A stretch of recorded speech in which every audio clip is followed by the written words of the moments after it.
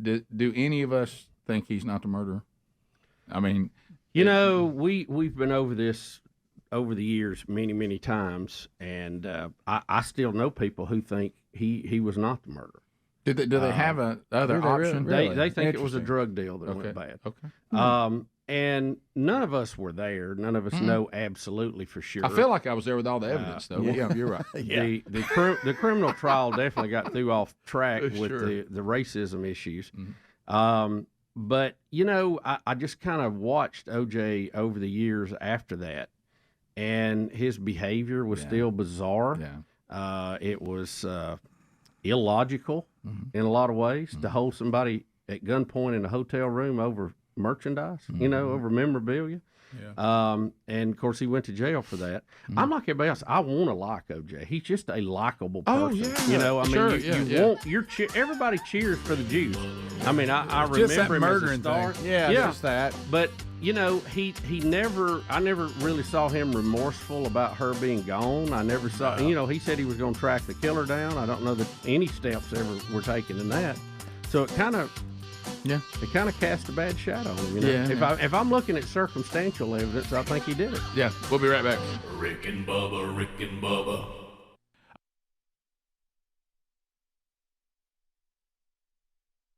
Check everything I can check, and nothing changes. I'm looking at heart rhythms on the watch, and I go, what is this? Why do I feel this way? And Betty will even go, you look flush. You're having one of those spells. And I go, yeah, I don't know what it is. I mean, I'm thinning the blood. Yeah, I'm doing all I can do, but I don't know. I don't know what it is. We call it not being sure of yourself. Yeah, exactly. Yeah, but just I'm very thankful, Speedy. Even though you infected me, thank you for giving me a mild case. Yeah. Well, I was, and we'll talk about it. I was confused. I was like, okay, I texted the staff Friday night, and I never heard from you. Right. And I'm like, okay, has he read it or has it not sunk in yet? What's the deal? And then I told you on Monday, hey, I'm positive, and then oh boy. Mm-hmm. Oh, yeah. Here we go. We'll be right back. Rick and Bubba. Bubba, you got COVID. Speedy got COVID. Helmsey got COVID. And Helmsey, how are you doing? I'm good. I've got lingering cough that, goodness, it's a rough one. And I'm doing this thing where I kind of like what Bubba was talking about, real weak at times. And you kind of go, what just happened?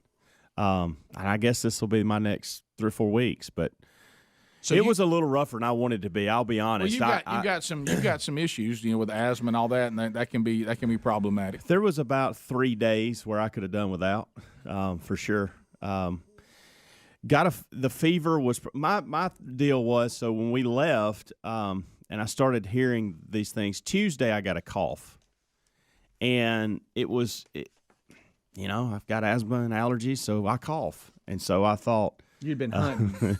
And so I thought, well, and then Wednesday I got a sore throat, and I thought, okay, well, that's a little different, but still, when you have congestion and nasal issues with allergies, you're going to have a sore throat. Right.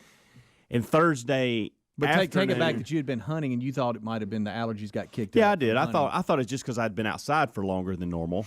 Hadn't been out in a while because of the isolation with Caroline and those type things, and we were still working. And so then I guess it was really Christmas Eve that kind of, okay, you got a sore throat, you got a cough, you've probably got COVID, but now what do? You're not going anywhere anyway until January the 4th or 5th.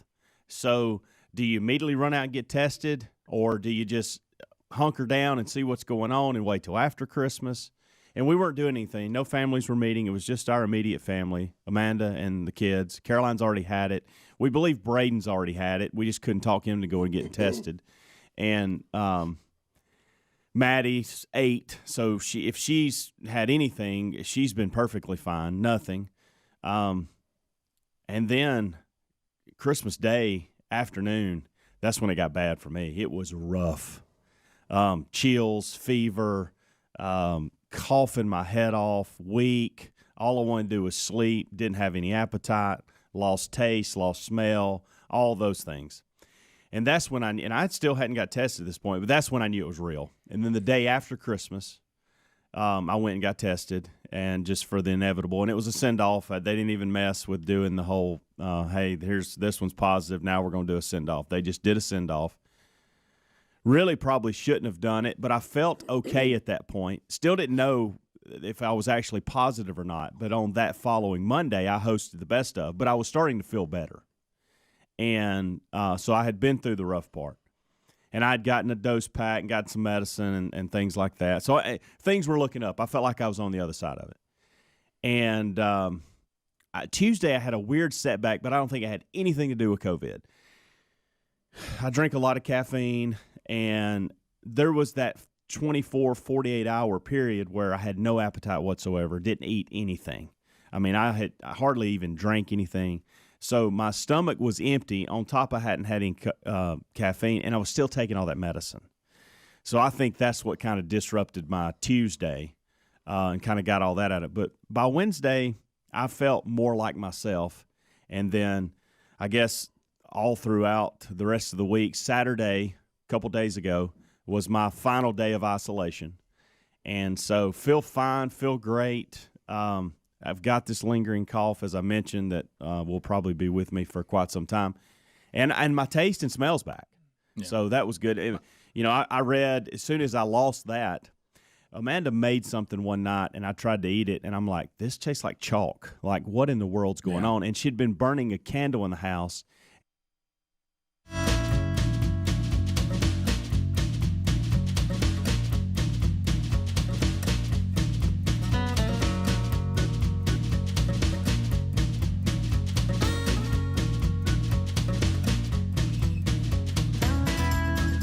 "21 minutes past. Rick and Bubba's show. We're back. Thank you for being with us. Brand new Rick and Bubba University, the podcast, coming out this weekend. Bubba and I had that interview yesterday with Dr. Michael Waller. The book is Big Intel. And boy, the subtitle is what is just how the CIA and FBI went from Cold War heroes to now deep state villains. And we have a very intense conversation with him, and you'll get that this weekend. And he answered some difficult questions. And, it was very intriguing. And there may even be something that's going to be tied into that. I'm trying to run the story down today. I saw where Andrew McCabe was on TV. He was the guy that signed the FISA warrants. Okay. And so I don't know what he has been on talking about, but it ties in very nicely to the podcast this week. Yes, so catch that. He's very, very frank and transparent, but he also is, if he, just like this latest so-called whistleblower, he says he's a scam. He said, don't pay attention to him. He said he doesn't have any credibility. We also asked him the Eric Snowden question. So that's all. That's all this weekend on Rick and Bubba University, the podcast. So continuing with OJ Simpson's death, you guys told me, I see the story now in Daily Mail, Nicole Brown Simpson documentary in production at Lifetime as the 30-year anniversary of her murder approaches. And now with this Simpson's death, that's just kind of odd that that's about to come out as well. Now there's been multiple docuseries and documentaries and all of it, and like you said a minute ago, I don't see any of it. I'm not, and none of us are. We've all said this, but just so we're clear, none of us stand in the authority as the judge of OJ Simpson. Because I don't know. Now he's facing a judge now that does know. Yeah, that does know, and will judge him perfectly. And it will not. He will be a little more on top of things, other than the circus that were Alito and all those. Not Alito. What was his name? What was that judge? Remember they did Ito. Wasn't it? No, something like Alito. Alito. Was it Alito? That's what I said. No, once Lance Ito. I thought it was Lance Ito. Maybe, but do you remember when the Tonight Show had the dancing judges and all that? Right. I may be wrong. By the way, that was this was a brutal murder too, and when you look, we were doing comedy skits about it. Lance Ito. Lance Ito. Okay. Oh, I'm sorry, right again. Yeah, right. That is. But anyway, so he won't be facing Ito. He's now facing, and he will be judged correctly. Unlike here when things can get flawed. Yep. All the evidence will be laid out. And but I will say this: if you ask my opinion, like you would a juror, it just seems, it seems like you got to work a lot harder to not accuse OJ of the murder than the logic of he clearly did it. Well, again, you had a murder trial that did not convict. You had a civil trial that did convict. So I think, just as hopefully clear thinking people, we almost have to just not pay attention to those and look at the facts that we do know came out of it. And like I say, the behavior and everything, I don't know, but it's if he did not, to me, act like an innocent, grieving person when a ex-wife had been brutally murdered. Well, he just didn't fit that mold. Well, and I know that they probably and I don't like that I feel that way. No, because I really wish OJ had not done it. No, it's like, sometimes there's an explanation for something that's obvious, let's say, and then my explanation either is plausible or not plausible. I found the explanation not to be plausible, but say, for instance, there was a picture of somebody that I've been accused of, and they show security camera pictures, and you look, and the person has this shirt on I'm wearing now, my glasses just like mine, same color hair, same beard, same pants, same shoes. And you go, well, Rick, that obviously is you. Why do we see you? And then I say, well, what you're seeing really isn't me. Somebody dressed just like me on that day, and they did it, and this is now being used by the police forces against me. They dressed somebody up like me, and you would have to find out whether that's believable or not. Right. So when they said that we found 3 people's DNA at the crime scene, 2 of them are dead, the other is OJ, well, then they said, oh, no, Rick, don't be worried about that because OJ's DNA was brought there by evil police officers that were out to get OJ. All right. I didn't find that plausible. I didn't find that believable. But they did. But they did. But here's the thing, and one of the things is I know that it was great they had Mark Furman, wasn't that his name? That's what. When they had him on tapes using racial slurs, and that's all they needed. Right. However, they successfully got the jury to ignore the multiple times that this same police force that was out to get OJ came to his house when he was beating Nicole and didn't take him in. Right. And they seemed to be getting pictures made with him. Showed him favoritism. Yeah, they were showing him favor, but all of a sudden, out of nowhere, they were out to get him. And so I found all that not to be believable. Yeah, just from a logic standpoint. We don't fully understand the relationship or the perceived relationship between the L.A. police and the black community at that time. Now that's different. That played into it. And I've heard that, and I've listened to that. Mm-hmm. Again, I don't know. I live in that world where I want police officers to be fine, upstanding people. Right. That's not always the case. Just even, like the FBI and the CIA, as we talked this weekend. But even on that narrative, I think you can prove that the L.A. police at that time were doing things they should not have done, and there might have been bias against the black community. However, what I didn't believe is they had bias against OJ. No. Right. And that's the reason why they went into OJ's house. They admitted this and tried to turn him in to be, for lack of a better term, blacker than he really was when it came to the way he lived his life. The crowd he ran with was not that same bunch that was No. standing on the corner cheering when he got acquitted. The people who were being mistreated by the L.A. police and OJ were 2 completely different worlds. And what his defense team did was they went into his very own home. Yeah. And how any investigators would allow the defense team to go into the home and fix it before you came in, they changed his home to look as if he lived one way that he didn't live. Changed pictures. As far as his, like he was a hero of the black community. And they admitted it. Yeah, and that just wasn't true. So you can still have... Well, that was just good lawyering. Right, it was. You can still have a police force not behaving well, but that doesn't mean they went out to get OJ. This thing of planting his DNA at the scene because they were out to get OJ, I just never believed. Now, can you make me believe that Mark Furman was a bad guy? Yeah. Can you make me believe the L.A. police and the black community were having strong issues that were legitimate during that time? Yes. Do I think they were out to get OJ based on the way they had treated OJ prior? I don't. And the way he had acted with this beating of his wife, even after the case, remember he got in trouble. He ripped the car door off somebody at a red light that looked at him wrong. Sure. He clearly had these fits of rage that he was capable of doing something tragic. Yeah. And again, circumstantial, but it looked pretty strong. And he had abused her. Yeah. That's That's given. Yeah. So remember, that was his best case scenario. I'm not a murderer. I'm just a wife beater. Right. Which Yeah. is not really where you want to No. land. Bottom of the hour. We'll be right back.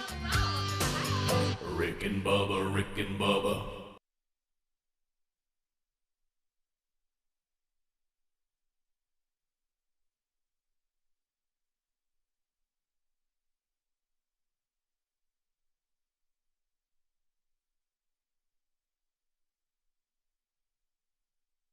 I want to give you a little business update, and I know, and we went through it at our house. You guys may have as well.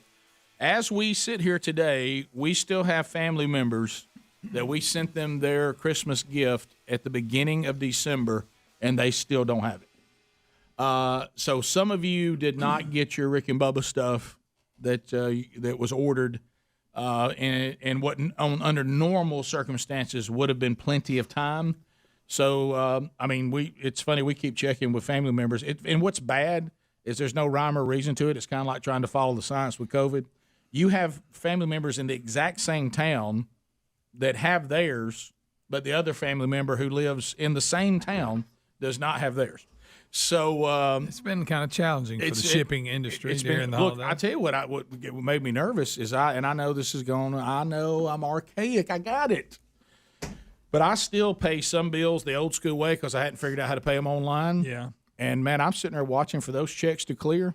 Not only did my payments of some bills take forever to get places, which means late fees start coming in, I'm sitting there right now getting ready for bill paying time again. There's a lot of my bills I normally have by now I don't have. So the shipping and the mail is a disaster right now. So if you did not get your Rick and Bubba stuff you ordered, understand that we're working on it and we will get it to you. And we apologize for any inconvenience that caused, but it was beyond our control. It is a unique time this year involving shipping at Christmas, and everybody was affected. And if you're somebody that is, you had a gift coming from Sherry and me, I promise we sent them. And some of you got them, some of you hadn't. So Gifts in the mail. we'll see. All right, so as we start this hour, and we'll get into some of the other things that happened, we're searching for a particular video from the Mississippi State Tulsa fight. So we're going to wait till we get this one. But Helmsey has found, we've always had a great time with sign language interpreters. Oh, no. The Georgia election is today. Hey, Georgia, we need you now. And they're getting after it. So there is an interpreter, and he's already very animated, which we enjoy. Boy, is he. But he looks like Speedy. He does. Which makes it even better. If Speedy's beard was just a little bit longer, this could be a ringer. So if you ever let this get in your mind, boy. if you ever let this get in your mind that this is Speedy, Right. it's the same. Makes it even better. It's the same energy you had on the big year ender when he was a super spreader. Right. So take a look at this guy talking about the Georgia. Oh, my election. gosh. Look now, pitch. That looks like a Speedy move. What are we doing? What in the world? I want Speedy with that beard. Oh, I do So too. that was over the my weekend. God. So Hey, that's you got to go a good. little more Amish with the it. Secretary of State, that's who that is for Georgia, and they're talking about the phone call and the Trump phone call and all this, and that's this guy. And so the minute I saw it over the weekend, I thought, this looks like Speedy. Yeah.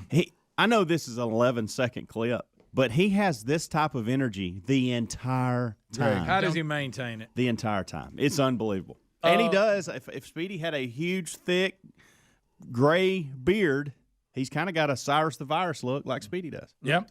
And speaking of Speedy, Look, Rick. oh my goodness, Hey, Speedy's back. That's what I look like? Speedy. Yeah, if you grow your beard out, you would look exactly like that. I mean, Kind I of got looks that- like David Letterman with his beard. Do I have that big a nose? Let's see. Turn around Let here. me see. Not really. Nah, that's his more is more pointed. That's Now- more of my nose. Now, as far as the size of Same his, head. the size of his cranium, his head is exactly yours. It's your head, my nose, Speedy. Okay. Well, that's funny. But one of the things, and I'm getting updates on this too, and Bubba, you were telling me, we were talking about Speedy being a super spreader on the big year ender. He gave it to Bubba Helms, and then Speedy had Who it. Triple S. Triple S, Speedy. And possibly a stranger super, outside. We're not sure. super spreader Speedy. But anyway, he was singing the Mark Phillips song when he was spreading it at one point, and we found out, and now getting updates. Bubba told me, and now we're getting updates that Mark Phillips is in the hospital with COVID. and Struggling. Thanks, Speedy. and is struggling. So put Mark Phillips. He's watching right now on YouTube. I don't know how it's possible, but He I'm told me he was Mark. watching. What's up, Mark? Hey, we're praying. We're getting the whole army praying for you. You man. love again. Come on, man. Huh? Times are hard when you've got COVID. So, Didn't you feel bad for Mark and Miss Lucky Days having to play with us? Here he is, this professional, yeah. Can you imagine? great musician. He's Clearly, over with a he's bunch sliding of, down the ladder. He's over with a but- bunch of jack legs. I know. No, that had. But to, it was great for us. Yeah, it was. Oh, we were loving it. Oh, we loved every minute of it. So on the other thing, I was talking with the guys in the break too, and it'll take some time to break them down. But I started thinking about this, sitting.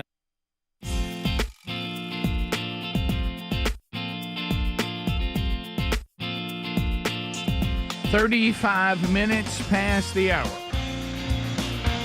Here we are, Relief Factor. Look, I'm loving it. ReliefFactor.com. I'm so glad that this product came into our lives so many years ago. You may, some of you out there have heard the saying, health is wealth. Well, I couldn't agree with that more. There's nothing worse for you to go, all right, well, I'm finally got to a stage in my life where I got a little time on my hands. I'm an empty nester. I can do more things that I couldn't do, but I don't feel good enough to do it because I'm always in pain. If you have your health, then, everything builds off that. And so Relief Factor is an all-natural product. It has 4 botanicals that all have been studied for years and how they react or how the body reacts to them with its inflammatory response. It is natural. Over-the-counter stuff, certainly, it can play a role in our life. Hey, I have a headache. I'm going to go over and take this and da-da-da-da. But it's not designed for us to pop these things every day like they are a natural supplement. They're just not, and they never were designed to do that if you look at the instructions. And then the opioids, good gracious, it's almost destroyed our society with the abuse of opioids and their addictive properties. So right now, let me give you an update. So you can try the Quick Start Kit. It's $19.95. Over 1 million people have. 70% saw incredible results, and they are still using Relief Factor today. So hopefully you will be like me and the others that are in the 70%, but you won't know it till you try it. We give you 3 weeks because inside 3 weeks you'll know. If you're not seeing relief, unfortunately, this is not the answer for you, but it has been for so many. ReliefFactor.com. Call 1-800-4RELIEF or just go to ReliefFactor.com and get that quick start pack, and hopefully this is what you have been looking for, and it be all natural and the best of the best. All right, so other things to discuss. Anything else on OJ? Yeah, well, there's several stories today, and we also have some clips. You're going to see a lot of people who were involved with that come out and make comments now. Interesting. Now that the time has passed, and you may be surprised by some of those today. Al Cowlings, who drove him in the famous 90-minute chase, has been photographed outside. And the story, Rick, what was kind of funny about this, they said that OJ's best friend, who infamously drove the white Bronco as the NFL star held a gun to his own head during the iconic police chase, breaks cover after footballer's death and still remains loyal to the Ford brand. Oh my goodness. He's driving a Ford truck Still. and that God. is part of the headline. Wow. So He's one of the most famous Ford drivers. yeah, no doubt. there's no doubt about that. Right up there, So- Bill Elliott. So I see the Adler, Good when night. you got the videos to us, there is some OJ stuff here. Kind of tell me what we're doing here. So we have the flashback. We have a juror. This is all going all the way back to people that were involved in the acquittal. Greg said it best. And you talked about how the Kardashian dad, what he said to his daughters, but which I'm sure maybe he should have had a few more conversations with his daughter on other issues. But Maybe sit down a little more often. Yeah, but Greg had talked about how when they read that he'd been acquitted, if you just look at Kardashian's face, he can't believe it. Yeah, it's almost like I know he was on his defense team, but it's almost like he's disappointed. Right. It's like what? What? They're It's almost like Kardashian wanted to do 2 things. I wanted to find this perfect place where I did everything I could for OJ, but he still was put in jail. Yeah. So I'm I never meant for him not to be in jail. right. Yeah. And OJ was like one of his best friends. He was his best friend in his wedding. Yeah. So Adler, best is this man. that right here? This is the You said he was his best friend. best man. Yeah. Well, it What's gets his name? confusing Your in best that friend? group. You don't know. No, you that's a say, fact. yeah, You don't want AC to drive his Ford over to your house and have a word with you. No. This is reactions from around the world of the trial of the century. Keep an eye on Kardashian if you see him in this shot. He's right in front of OJ. Look, hey, it's a bunch here. OJ don't care nothing about y'all. Greg. Superior Court of California, County of Los Angeles, in the matter of the people of the state of California versus Orenthal James Simpson, case number BA097211. We, the jury, in the above entitled action, find the defendant, Orenthal James Simpson, not guilty of Penal Code Section 187. Y'all, it is just mania. Mania everywhere. People. The people are scaring horses. Right. Wow. Look at that. I remember it. Oh, yeah. I was real young, and I remember it. Shows all kinds of different I locations and yeah. the reactions of all the listening parties. It really became us against the man. That's what. No we were question, cheering and for, yeah. you know who you can thank for that. That defense team. Yeah. They, Yes. they brilliantly did that. Yep. And as we said That's the before, only shot they had. well, and we also have heard the prosecutors. They thought this was such a obvious case. They almost tried to overwhelm everybody with how much evidence they had, and they didn't realize that once a few things happened, the jury turned off. And really, the DNA stuff in those days was so new. Yeah, nobody knew. They didn't really understand. They didn't trust it. And Didn't know it. Of course, I just put it in a weird guy. nutshell a minute ago. There were 3 people's DNA found at the scene. 2 were dead. The other was OJ. Can we see pretty Adler simple. 1B? Is this one of the jurors? It In is. that? Okay, listen to the juror what they're saying. She was being interviewed. Is it back then? Is this back then? It's now? it's let's see. I would say probably 5-10 years ago. So, but much after the case. Do you think that they're members of the jury that voted to acquit OJ because of Rodney King? Yes, You do. yes. How many of you think felt that way? Oh, probably 90% of us. 90%? Did you feel that way? Yes. That was payback. Uh-huh. You think that's right? She shrugs.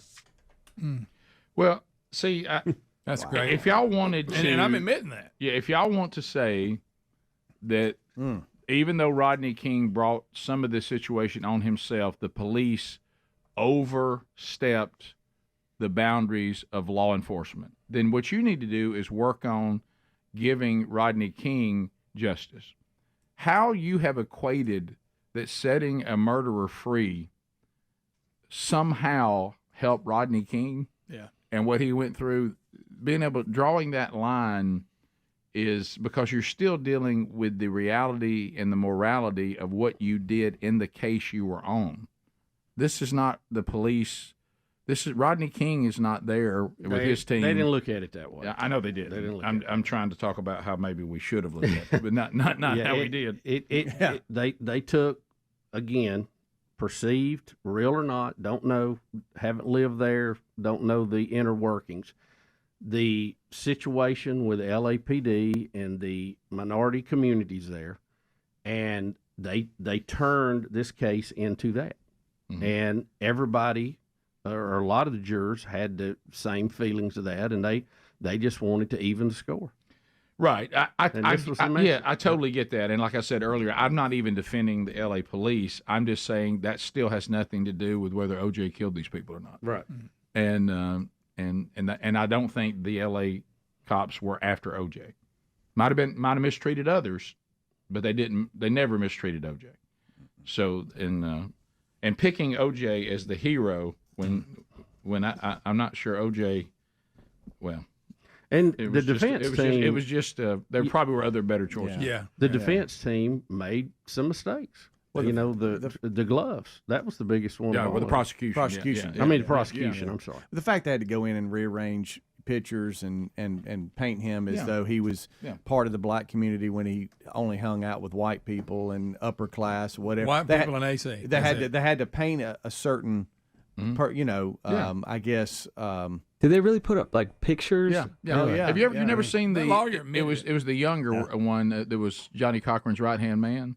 He said it as plain and straight. He was proud of it. And and everybody was like, how do investigators give them access to OJ's house before they go in looking for evidence? That was stupid. Yeah, there's just a lot of it was Yeah, very weren't they giving odd. the jury a tour of his house? Yeah, that's what it was. It was Yeah. a jury. Yeah. that And was- they wanted it. They said, look, every picture in here, he's with a white person. Yeah, Just, so you they know, went in before the I guess jury. there were a lot of pictures of Al Collins Yeah, if you don't remember, Adler, when they replaced him. before the jury, who was going to make the decision, got to tour OJ's house, which is weird. The defense team has openly admitted they went in and redecorated his house, changing pictures, changing art, changing everything to make him look more black Wow. and more. Yeah, And did they put like dead batteries in the smoke detectors? I heard that was true too. That's a joke. That's a joke. That's a very common joke online.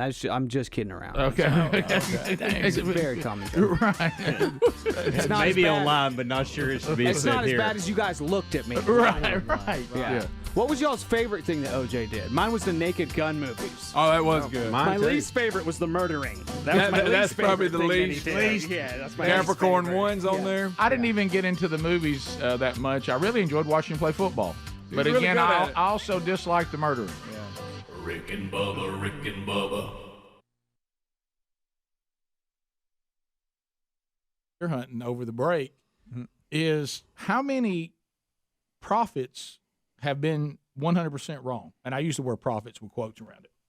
How many of these I got a prophetic word guys have missed, And where are they at now? And I told Bubba back before. Now I may be wrong on this. Even the famous fireman, that predicted Trump's victory, that was a shocker, and I agree was miraculous. Didn't he also say Trump would get a second term? I think he did. I'm not sure. I don't know. And jury is out. I mean, we won't know. Is it today that Congress certifies the election? Is it the I think 6th? it's Is it tomorrow. the It's 6th? tomorrow, I believe. The yeah. 7th? I think it's tomorrow. The 6th. 6th. And Today's the 5th. Oh, okay. Yeah. The 6th. But they vote in Georgia today. Correct. Certified tomorrow. And I want to. There's something about this that I want to point out later. It'll be an update with our government. But Okay. I think some people don't know the history of this a little bit, and you need to be educated on The history on what? about Congress approving or accepting the Electoral College's vote. That's today too, fine. right? Well, that's what I asked. I thought it was tomorrow. Tomorrow's the 6th. 6th. Oh, okay. Yeah. Today's the Georgia But Senate. what and I then- have The little news I heard that. That's what I did too. I have a story from 1 year ago. So just so when somebody starts firing up their facts at the water cooler, you'll know what they are. That's it. So anyway, we'll see how this all. I mean, we're still. What's going to happen on January 20th? Guys, last night, okay, think about it. We'll know after Did y'all see tomorrow. Trump last night? Did y'all see our president last night in Dalton, Georgia? I did not. By the Got way, up there, the crowd. It was unbelievable. But he got up there and said he's won the election. And then in 2 weeks, I'm Is not. that still going? Yeah, Rick, Yeah, last he night, hadn't backed was up, not not backing a up click. 1 ounce. Yeah. His big Hearing thing. him talk last night, I thought he won the election. I thought I'd been in time warp. I thought COVID had changed everything for me. Like, I thought he's second term. Okay. Well, we will see. We will see. He's still look. He's about out of cards to play, but he's still got 1 or 2 left in the hand. It's the back of the book, but it's still there. It's still in the rule book. 15 minutes past the hour. Not saying it looks good, but he's still got a card to do. More of the Rick and Bubba show coming up. Check our website too, Rick and Bubba, spell out the word and.com. All the information about the show you can stamp. Rick and Bubba, Rick and Bubba. In 2 weeks, we're supposed to have a transition of power, however long it is to the 20th. And What's today? And I just listened to clips in the break. The president in Georgia last night saying, we won this thing, we won it big, and we're not going anywhere. So that okay. So Rick, the president will actually be chosen officially tomorrow in Congress. Yes. All right. So tomorrow. Is probably what we call the last play. I was going to ask you that. Now Trump, is he acting like tomorrow? Give me the government music. Let me just hit the sounder for me. I'm ready. What is the government? Too much time. Okay. Politicians. Something. Give me something. I need a diving board. Give me that government music. There they are. Politicians, baby. I've got too much.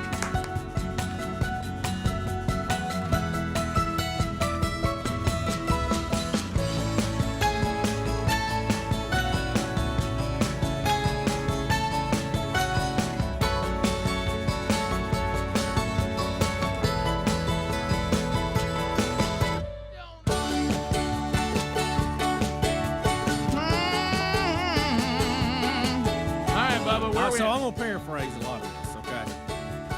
Congress will have a joint session tomorrow to certify the Electoral College count, okay? It will be a combination of House and Senate. Mike Pence will be the presiding officer. And as these votes are come in and presented, if there is a congressman and a senator who objects to it, they have to stop the count and debate. Now, Mitch McConnell, a lot of other leading Republicans have said, don't do this.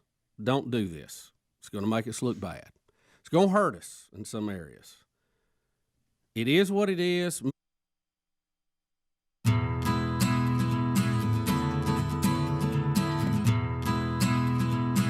10 minutes to the top of the hour. Rick and Bubba Show. We're back. Thanks for being with us today. We'll get to some of your phone calls coming up next hour. 866 We Be Big. Don't miss a new edition of Rick and Bubba University, the podcast this weekend. Wonderful Wheel of Canned Meat coming up later on. Our golden ticket seat guests will visit with us. So we're reviewing OJ's death, and so now that brings back all the things about OJ's trial and all these different things. And so we played some of the older stuff, and then we got into some of the newer stuff. But here, this one's really new. This is CNN. Now, what year was this? This year. This is no. I mean, when was the trial? I'm trying to think people who were not alive during this have no idea. The event happened in '94 because Chandler was born. Because I was at the hospital when he was giving his plea. By the time it came to the trial, I'm sure it was a year or so. November 9th, 1994 to October 3rd, 1995. Yeah. Okay. So 95, and we're in, let's see, what are we, 24 now, 5? I mean, anybody who is 29 years or younger have no idea about that. That's right. Right. Yeah, we were doing an appearance at a comedy club, and it was on the screen, the Bronco chase. Oh, yeah. And nobody was leaving because everybody was watching it.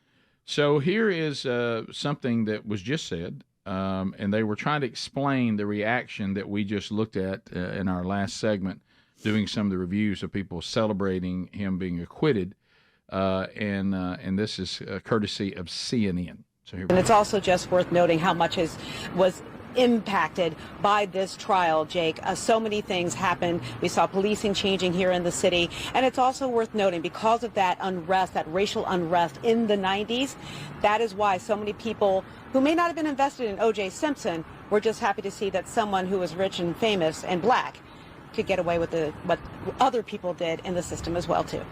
Boy, she almost said get away with murder. She did. She had to lock it down. But she put the brakes on, and she was like, "I get away with other people in the system." I don't even know what she finally came up with. I don't even know what that means. Like she was like, what did she just say? Exactly. Let's go back because I got caught up in the fact that she put the brakes on saying murder, but then she came up with pretty much got away with murder. She changed it to an answer I didn't understand. I didn't either. I can't. Does she think OJ did it or not? Yeah. How much was impacted by this trial, Jake. So many things happened. We saw policing changing here in the city. And it's also worth noting because of that unrest, that racial unrest in the 90s, that is why so many people who may not have been invested in OJ Simpson were just happy to see that someone who was rich and famous and black could get away with what other people did in the system as well, too. Oh, I got it. Oh, she's saying there's other people that's got away that weren't with murder and stuff that were white. Yes, Correct. yes, white and wealthy. So what they're Yep. saying is rich and famous always helps you. But usually it's only rich and famous white people. We were Correct. glad to see a rich and famous black Yeah, person the get fact that he get- was rich and famous, she added that. And in the there. and the So we- racial the racial mess in the '90s helped that, which it did. Okay, but interesting. I tell you, Bubba and I were talking about if your heart just aches for the children that are the result of the Nicole Simpson, OJ Simpson marriage. Yeah. The children they have together, I just can't imagine the dilemma they find themselves in. Right. They're in a tough spot. Yeah, does anybody know, have they done interviews, how they fall on this? Now, I was reading a story that said that they were at his bedside when he died also. Sure. Chloe was at the bedside when he died? Okay. Oh, She was boy. hit pretty hard on social media yesterday. Yeah, on I that, know. yeah. That's, It y'all are seems like I ridiculous. remember after the trial and all that, because the kids were still fairly young then, right? That her parents did let them. Obviously, I mean, he's her father, and he says I'm innocent. But I think I'm talking about how awkward that had to be. No, it was. It seems like let the kids be a part of. It seems He like- be a part of their life. It seems like I remember them being interviewed when they were like late teens or something, and it seemed to me, I'm not remembering it right, so I probably shouldn't even say it, but my memory, which is not all that great that far back, was that they kind of just said, well, what do y'all, I'm paraphrasing, what else are we supposed to do? This is our dad, this is our mom, we're sad that she's dead, and we wish our dad didn't murder her, so people keep saying that he says he didn't, mom can't speak for herself, we don't know what else to do than I'd just say this is our dad, and we hope he didn't That's do kind it. of what I remember him. What a position. Yeah. So Now, what is this, the 1D, Adler? What is that? is this OJ when he pranked a reporter one time? Yes. Oh my goodness. I think we actually even played this probably 10 years ago or something, just because it was so crazy.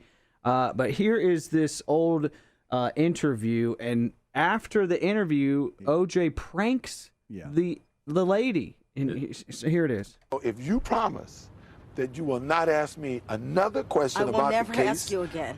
we won't have to talk about it anymore. Just did you do it? No, I didn't. Nope. I'm sorry. Did not do it. After we finished filming, OJ said to me that he had a surprise for me, and I genuinely was surprised. I think it was his idea of a joke, and this is it. Oh my gosh. He fake stabbed her and With a made the banana? sound. Yeah, pranked Is her that a when she banana? opened the door. With a banana? I don't know what that remember was. seeing that. I'd never seen this before. It is. Yeah, I well, think it is I think a it is a banana. banana. Guys, there's Banana or a piece of bread or something. There's an interview I found it on YouTube. He one looks time. pretty comfortable with it. When he wrote the book, if I Yes. had done it, That's he weird. did an interview. That was weird. too. I don't know if it yet, but anyway, it was on YouTube. You might can find it. Yes. And guys, the things he says, it's ridiculous. Right. Is there a chance the that if I narcissistic had done Yes. it, the book, whatever, that he actually said in the book like exactly what he did? I watched the interview and I can't remember. I'm gonna have to watch it again, but it seems like well, he didn't. It's if I did it, this is what I would have done. Right. And it was really weird. And then the Goldman family got it stopped. Yeah, The book. I understand. Speedy was telling me that on the loss that he had, and everybody forgets that he was found guilty in the civil trial because of the incredible evidence. But that he still owed $100 million. Oh, yeah. Well, on that he ruling. had was it 100? What was the judgment on that? Yeah, but there was something they couldn't touch, his retirement or something. Right. There were only certain things they could get the money. Yeah, I can't remember. Which they weren't going to get. They just. Well, I will tell you, Fred. But you know, Goldman they would blocked that. Never let him. Yeah, They blocked that when it was trying to come out. Yep. And, you know, you understand why they wanted to do it. They're talking about the murder of his daughter. Of course. But His son. his son. In a weird way, that not coming out probably would have swayed a lot of opinion that OJ actually did do it. Don't you think? Yeah. And I Yeah. don't remember what the book said. And don't forget, guys, he had a cut on his hand, like he had been involved in an altercation. And he told us how he cut his hand 3 different things, if I remember. There may have been more than that, but I remember hotel room. He Got had mad when he heard the news. He had 3 different. He's also leaving in the middle of the night to go catch a plane. He's bleeding when he gets on the plane. One time he cut it on the plane. One time he cut it before he got on the plane. And so, guys, come on. I mean, it got down to this. Everybody has admitted it. OJ was accused of murder at the right time in the right place, and he was used as some get back to the L.A. police. And that's how he was found innocent. Timing is everything. Period. And how we love our celebrities. We don't want them to be guilty. Sure. So we're halfway there that he's innocent. You're going to have to really convince us. Listen, I understand that pull. I mean, there's people we give a pass to every day because we like them, and we've all admitted we liked OJ. I mean, he was he had that kind of personality. I didn't even know him, but just his own screen. I liked him on Monday Night Football. Yep. I think that writer, and I mentioned him several times, he was talking about Bill Cosby. He said the reason why we do this, though, and I think now we could add OJ, because if we're honest, we don't live in a world where we don't want to live in a world where Bill Cosby's a sexual predator and OJ Simpson's a murderer. Yeah. We'd rather not be in that world. We don't want to be in that world. Top of the hour. Rick and Bubba, Rick and Bubba.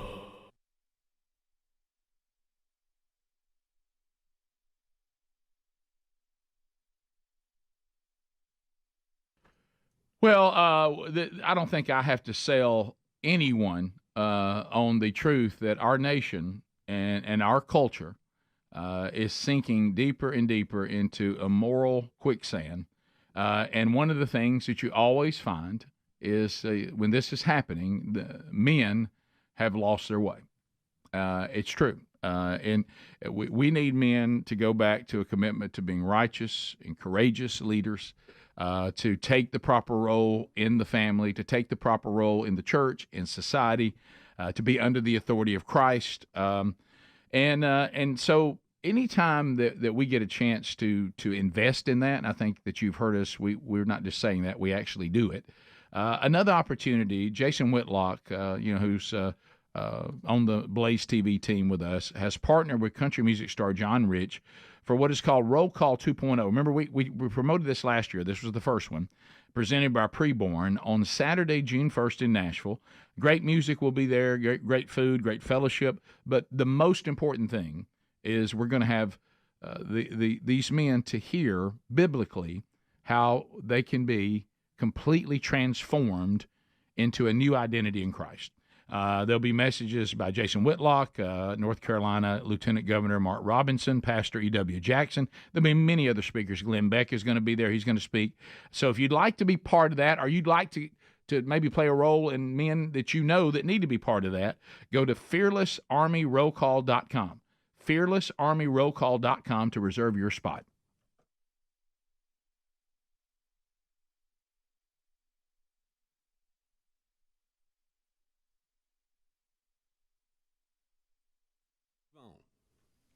Other Republicans in the House and the Senate said, "Oh, hold the phone there, sir. We'll do what we feel like is our constitutional obligation." Mm-hmm. So there are congressmen, Mo Brooks being one from our state, and Tommy Tuberville being one from our state in the Senate, have both said they're going to object to several states' votes. And the people go, "Oh, my gosh, what are y'all? This is unprecedented. You're trying to steal. You're trying to overturn the will of the people." They just get all tore up about it. Given historically, it is somewhat of a rubber stamp deal. Guess when it wasn't? 2016. The Congress held a contentious hearing on the presidential election after Donald Trump won. The electoral votes were opened before Congress, and guess what? Members of the House objected to the electoral tallies in Alabama, Florida, Michigan, Texas, Mississippi, and the Carolinas. Did you know that? Did y'all know they had a debate on the last one? I didn't know the states. I did know that this did take place, yes. Representative Barbara Lee from California, she said she objected because people are horrified by the overwhelming evidence of Russian interference in the election. This was 2016. There was Russian interference, but it was on Hillary's side, working against Trump. But the point being, this process is laid out in the Constitution. It's another check along the way to be sure that our election process is fair. And if any congressman and any senator has an objection, they will get to debate it on the floor of Congress, present their evidence if they have any, and it will all be handled through that process. So it is working itself out. But and they could they could overturn, quote, the will of the people and not accept the votes from a certain state if they have the votes to do it. Do they? I don't think so. Will they debate it? Absolutely. Did they debate it in 2016? Absolutely, they did. Did they have enough votes to make it happen, change it? No. So this really isn't unprecedented, even to the last election. Right. So don't act like if someone is questioning this election that there's some psycho out there, okay? It has been done in 2016. So it's part of the process. Let them debate it. Let them argue about it. Let them vote on it, and then we'll move on. But it is the last stop because you could see where there could be a situation where people in Congress go, well, this totally doesn't make sense. And the Congress has the last word, not the courts. So, because the Congress is the court of the people, keep in mind. And by all appearances, it appears that even though this is a Supreme Court that, the left told us it was just the end of time. Oh, yeah. These people. Well, that was to make them not want to do anything. It's the end of time. They really, from what I've gathered, now keep in mind, let me be clear. For 2 weeks and a few days, I have not. I don't even know what's going on, and I really enjoyed it. Yeah, I know. It was pleasant, wasn't it? It was very pleasant. And so I assume, from what I gathered, but the last time I checked in, nothing's changed. This supposed one-sided Supreme Court that Trump and the Supreme Court are going to take over the world, that the Supreme Court has really kind of had the attitude of we don't want to deal with this. We're not getting involved in this. Right. Rick, the court has been very clear, and really a lot of the Supreme Courts of the states, they don't want nothing to do with this thing. Right. Right or wrong. It is still troubling to me personally that in Pennsylvania, the law clearly says that the legislative body sets the terms for the election.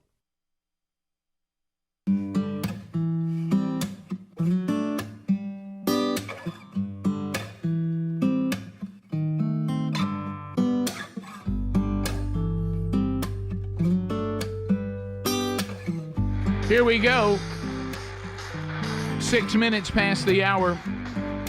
From the Big Boy Studio, out on the bleeding edge of technology, from Sweet Home, Alabama, to the rest of the world, Speedy, the real Greg Burgess, Helmsey, Eddie Van Adler, all here today. Welcome back, Bill Bubba Bussey. Rick, glad to be here, and thank all of you for letting us do what we do. That is correct. Now, Bubba, heartbreak is coming to the audience. I know so many of you that watch these Bachelor show type things, and you can't believe it when these relationships don't work out, when people have been getting to know each other for, as long as 6 weeks. And then they're married, and then it doesn't work out, and you think to yourself, Rick, how did this happen? I believed in their love when I was watching a TV show. Bubba he's toting heartache today for fans of the Golden Bachelor. Rick, I know this seems almost unthinkable. You just can't. But the Golden Bachelor, Jerry Turner, and his new wife, Teresa Ness, have announced that they are divorcing after 3 months. Did they actually get married? They got married on TV. Got paid like $1 million. Adler, I knew this would break your heart. I went to that wedding, or I watched that wedding. They cried. They couldn't even get through the ceremony for crying. He was crying at the final rose the other night for the current Bachelorette.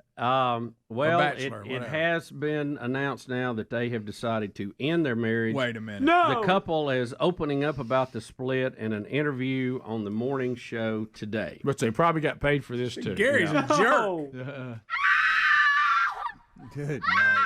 He said, Teresa and I have had a number of heart-to-heart conversations, and we've looked at our situation closely, our living situation, and forth, and we've kind of come to the conclusion mutually that it's probably time for us to dissolve our marriage. It's now the 90 days. Lisa, hey, at least they gave it a shot. No, they were on a new program called 90 Days Same as Cash. Yeah, let me tell you this. I have seen people go to Las Vegas, get drunk, married somebody they had no idea who it was, and they've stayed together longer than that. Way better than I this. think Britney was married longer than this. Yes. How? Look, Britney Spears, when she's married longer than you, Right. you really didn't go into this and give it a good try. But I thought they were in love. Yeah. They All right, what do y'all couldn't get think? through the ceremony What do y'all for think it crying. was? Now, don't forget, Gary told every girl that he loved her. Of I think course. he told all of them that. Yeah. Who was crazier than the other one thought? Well, She's got that look about her. TMZ is reporting that the married couple have actually been residing in separate states all along.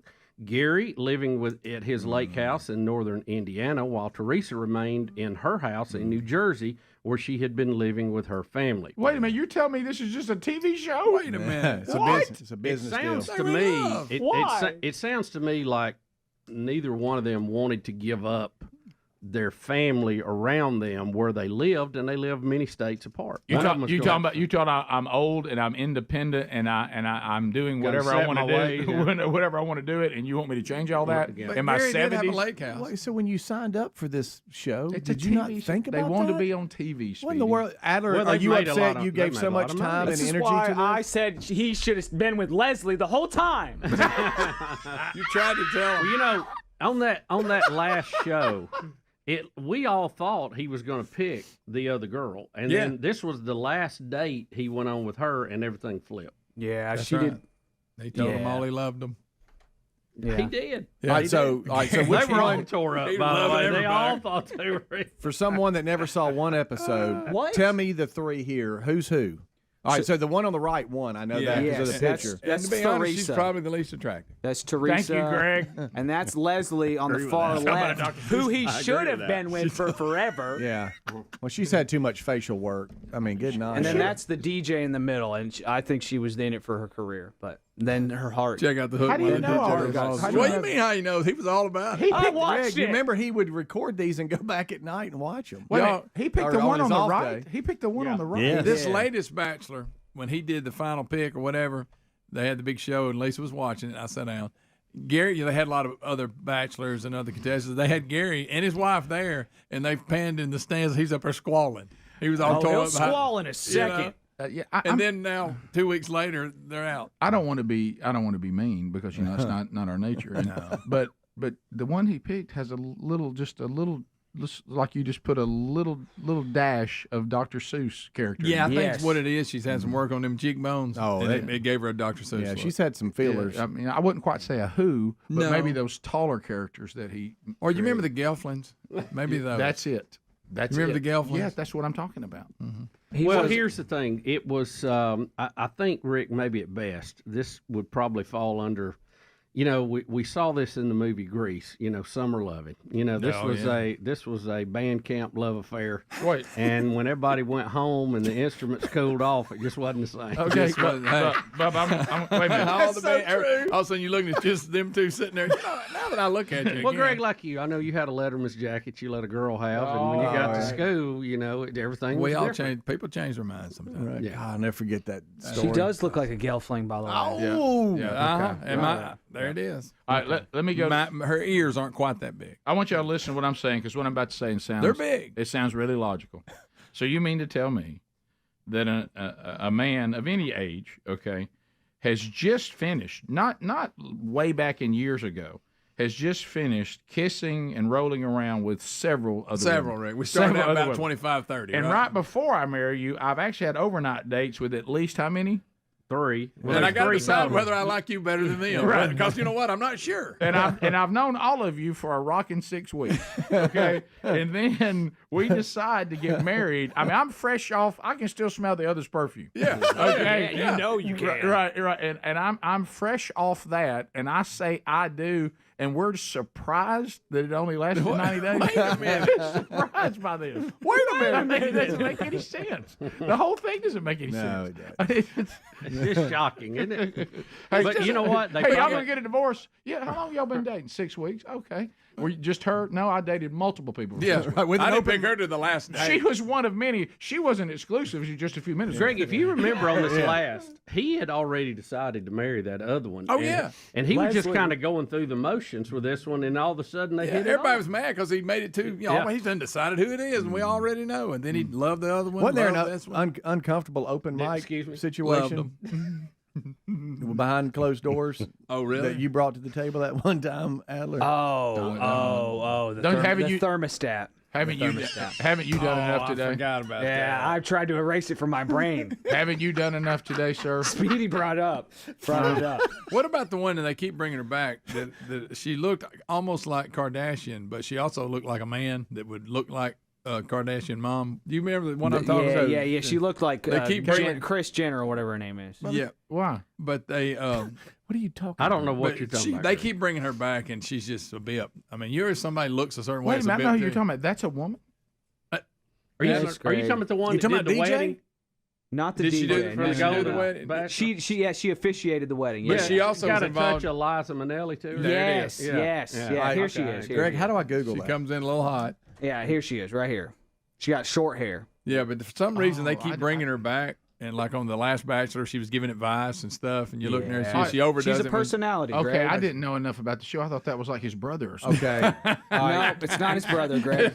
so Greg, good. it's not his Yo, brother. that didn't look That's like her a brother. man. It is. Oh, and then that's actually more feminine than she actually looks. She does look. All right, so this is kinda the whole strong. bunch when it You need started? to This see is her the whole bunch when it animated. started. Yes. All right. And I mean, he I got a picked, great personality. I'm a lot of fun. Oh, sure. I'm zany. I'm nuts. I'm zany. he There picked was far one- right on front. Far right that's front. the winner. Yeah, okay. right there. Big Elflin right there. And he should have picked Leslie.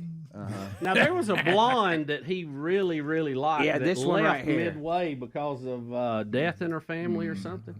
There was the wedding lady that had to leave because of her daughter getting married or something. I she forget who sneak that in was. on her? Yeah. Really? But guys, I'm just saying, let's get in the real world of marriage, okay? So I understand that I'm not the only woman. No, you're not.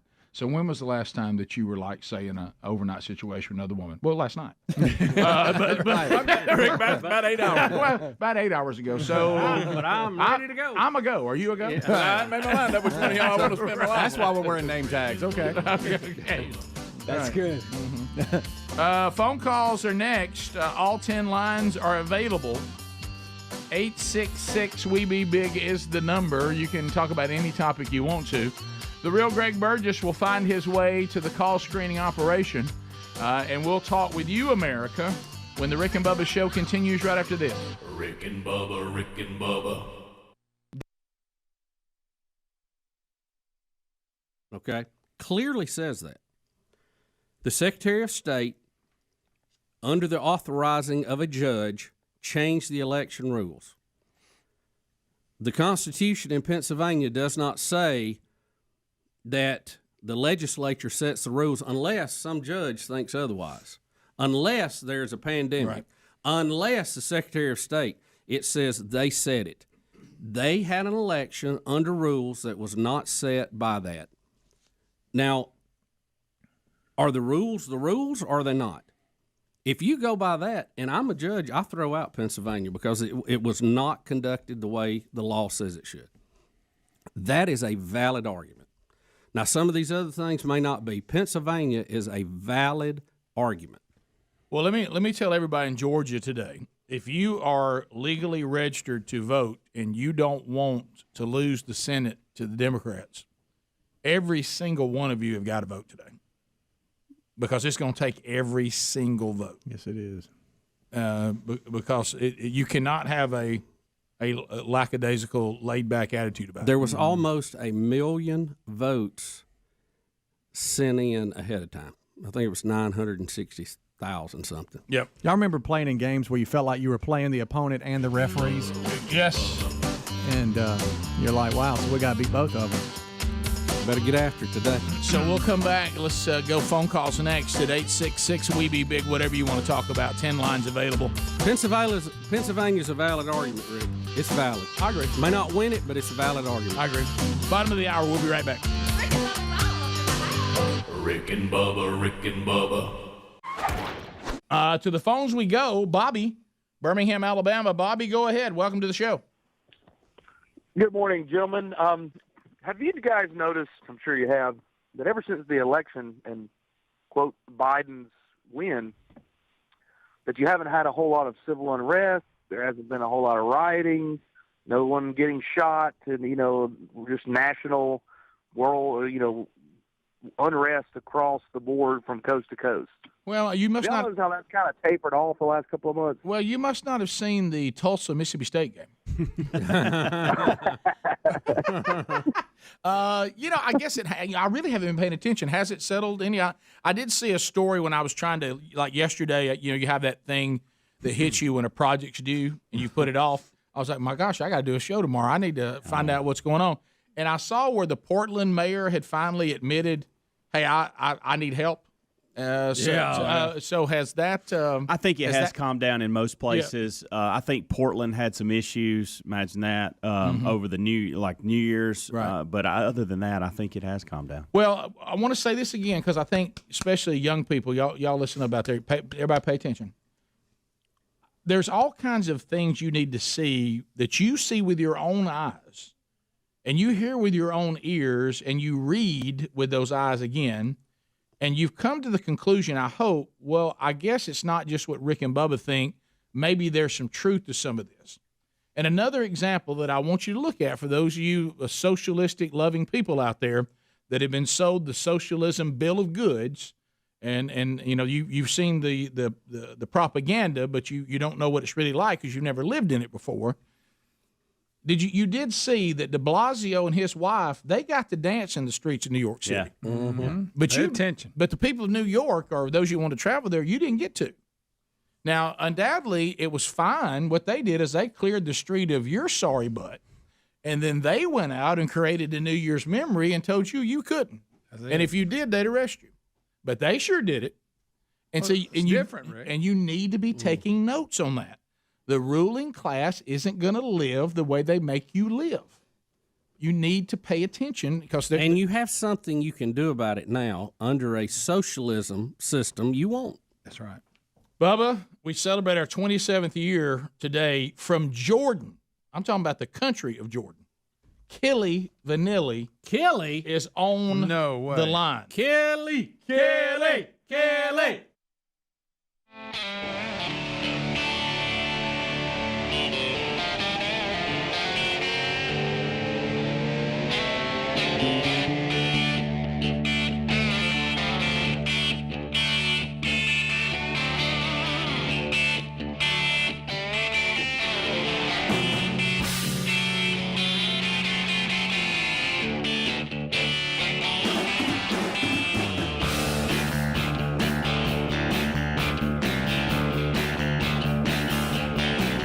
Here we go, 21 minutes past the hour, the Patriot Mobile Phone Tro. Make your phone money count. Go to patriotmobile.com, use the code BUBBA for free activation. You do have a choice. Okay, all right, so we'll start with Jason out of Sweet Home, Alabama at the end of 30 seconds. On the Patriot Mobile Phone Tro, your time is done. The next person gets their shot. No meaningless shout-outs, no shameless plugs. All content, baby. The real Greg Burgess on the phones. Jason, welcome to Rick and Bubba. 30 seconds, go. Good morning, guys. Happy Friday, and God bless. Thank you, buddy. Thank you, sir. I want to refer back to Tuesday, I think it was, when Speedy could not pronounce Jerusalem or Jerusalem. Right. It made me think of his Bell's palsy, and I'm kind of worried about him. Right. Yeah. Made me think about Kramer on the episode of Seinfeld where he couldn't speak after he'd been to the dentist. Speedy did successfully say Jerusalem a few times, so Jason, we certainly understand your concern. I think we shared it, but he seems to have gotten back on his feet. For about a 5-minute span, I was very concerned. Right. Yeah. But I got Jerusalem out. Yep. See, and I'm showing off. I just walked down the hall saying it. Yeah, I notice you'll say it all the time now. Actually, someone approached me and says, Right. "What's up with Speedy in Jerusalem?" And I said, "Well, he just practicing." Lines are available if you want to join us. 866 We Be Big. Let's go to Jordan. All right, Jordan, fire it in there. Jordan, 30 seconds. Go. Well, I just want to make a comment that OJ is going to be stand before the ultimate judge for one, and the fact that I bet you that coffin fits like a glove. Okay. All right. Yes, the amount of comedy coming out. Yeah, of this right. Is unbelievable. Do we just call shows and read Facebook quotes? There's so memes. many. Yeah, so many. So many. Mike in Tennessee. Mike, 30 seconds. Go ahead. Hey, good morning, guys. Hey, buddy. Hey, this morning, just sticking with a little fun zone today, it amazes me how much my personality is like the real Greg Burgess. This morning they were talking about on the kickoff hour about how Greg just kind of leaves his glasses laying around dirty or whatever, won't wear them. Well, I wear glasses and hearing aids, and it's such a freaking bip. I don't know why. I can't explain why. But it's kind of like the fine versus crazy thing. I just can't bring my... He can't bring himself to clean his glasses. And all these things. Like I wear glasses too, and they are a complete hassle. Yeah. And I'm really rough on them. Like right now, I need to go by the eyeglass place again and get them to refit them again because now I've got them bent and all that. They're just a nightmare. How do I look when you look at me? Can you see me? Oh, I can see you fine. Okay. Yeah. You're pretty. There's not a lot to cover. I mean, you're a simple look. If somebody asked me to pick you out of a crowd, no problem. Well, the bald guy. Yeah. Let's go to. Don't get us going on that. That's later because we Okay. covered it in the kickoff hour. Let's go back to his stolen glasses. Let's go to Robert in Alabama. Robert, go ahead. 30 seconds. What's up, guys? Hey, buddy. How y'all doing? We're good. Good. Hey, I just thought it was kind of ironic that, OJ died yesterday and they recalled all the Broncos. What Broncos being recalled? The Ford Broncos. Oh. Yeah, but I mean, there's different packages. It's just all of them. Yeah, I think it was a joke. Yeah, Laugh ender. Yeah, okay. Yeah, but the reason why I know that it seems I don't know about y'all. It seems like when I go to the mail that there's something there's some kind of okay. What They did recall. Yeah, they did recall 43,000 vehicles. Yeah. So, but notice it says certain Bronco and Escape SUVs. That's what I was saying. There's different models of the Bronco. Right. Mm-hmm. Right. Ford all Bronco Sport and OJ Simpson recalled on same day. Now there you go. There you go. That is a good one. We continue. Let's go to Tom in Pell City, listening to ZZK. Tom, go ahead. Good morning, guys. Hey, buddy. Happy Friday Thank to you. you, Fun Zone. Hey, there is a video going out on YouTube that says the overlooked suspect. They say OJ's son did it. OJ took the fall. There's a YouTube video, so I'm going to watch it this weekend, and we'll see if it's true or not. It looks overwhelming to me. I don't think watching the video this weekend is going to let you know whether it's true or not. Again, I have to go back to this one thing you got to get past, okay? There it is. That means that OJ put his own DNA there so he could clear his son, but then later claimed that the police put it there so he could clear himself. To me, that's a bit of a reach there. To Ross in Huntsville, 100.3 The River. Ross, go ahead, 30 seconds. Hey, guys. Howdy. Good morning. I was Howdy. wondering if y'all ever looked at getting driver's ed cars so you can ride with your wife and there's a steering wheel and the pedals on the other side. So when they get tired, when they're telling you what to do, you can let go and she or Jesus can take the wheel, either one. Oh, that's Yeah, a good idea. Yeah, sometimes it feels like that. Figuratively, that is the type of car I drive in, because they're driving over there. All that's missing is the steering wheel and their own brake. We continue. Let's go to Ross in Birmingham, 104.7 WZZK. Ross, go ahead. Happy Friday, Beans. Hey, thank you, buddy.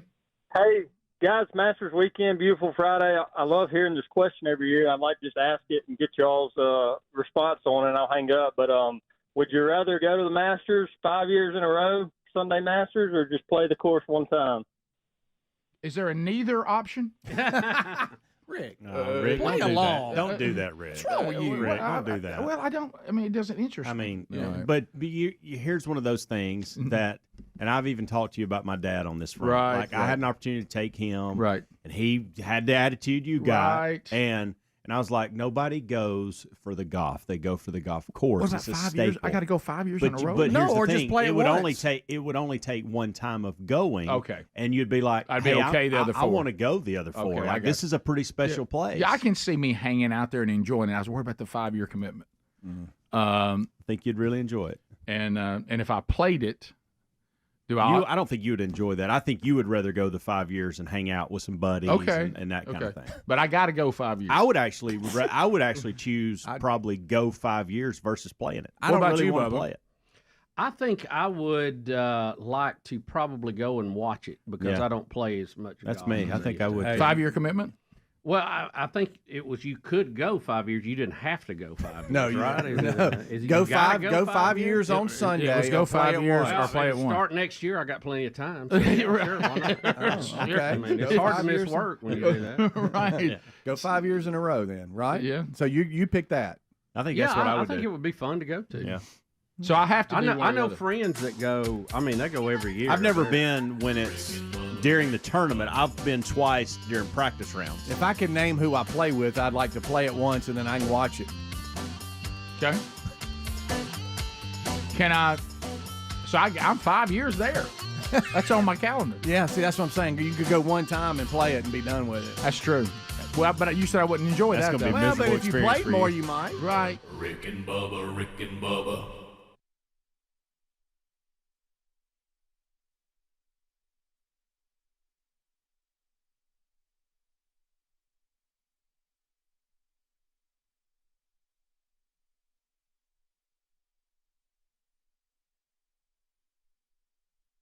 Under a socialism system, you won't. That's right. Bubba, we celebrate our 27th year today from Jordan. I'm talking about the country of Jordan. Killy Vanilli is on the line. Kelly.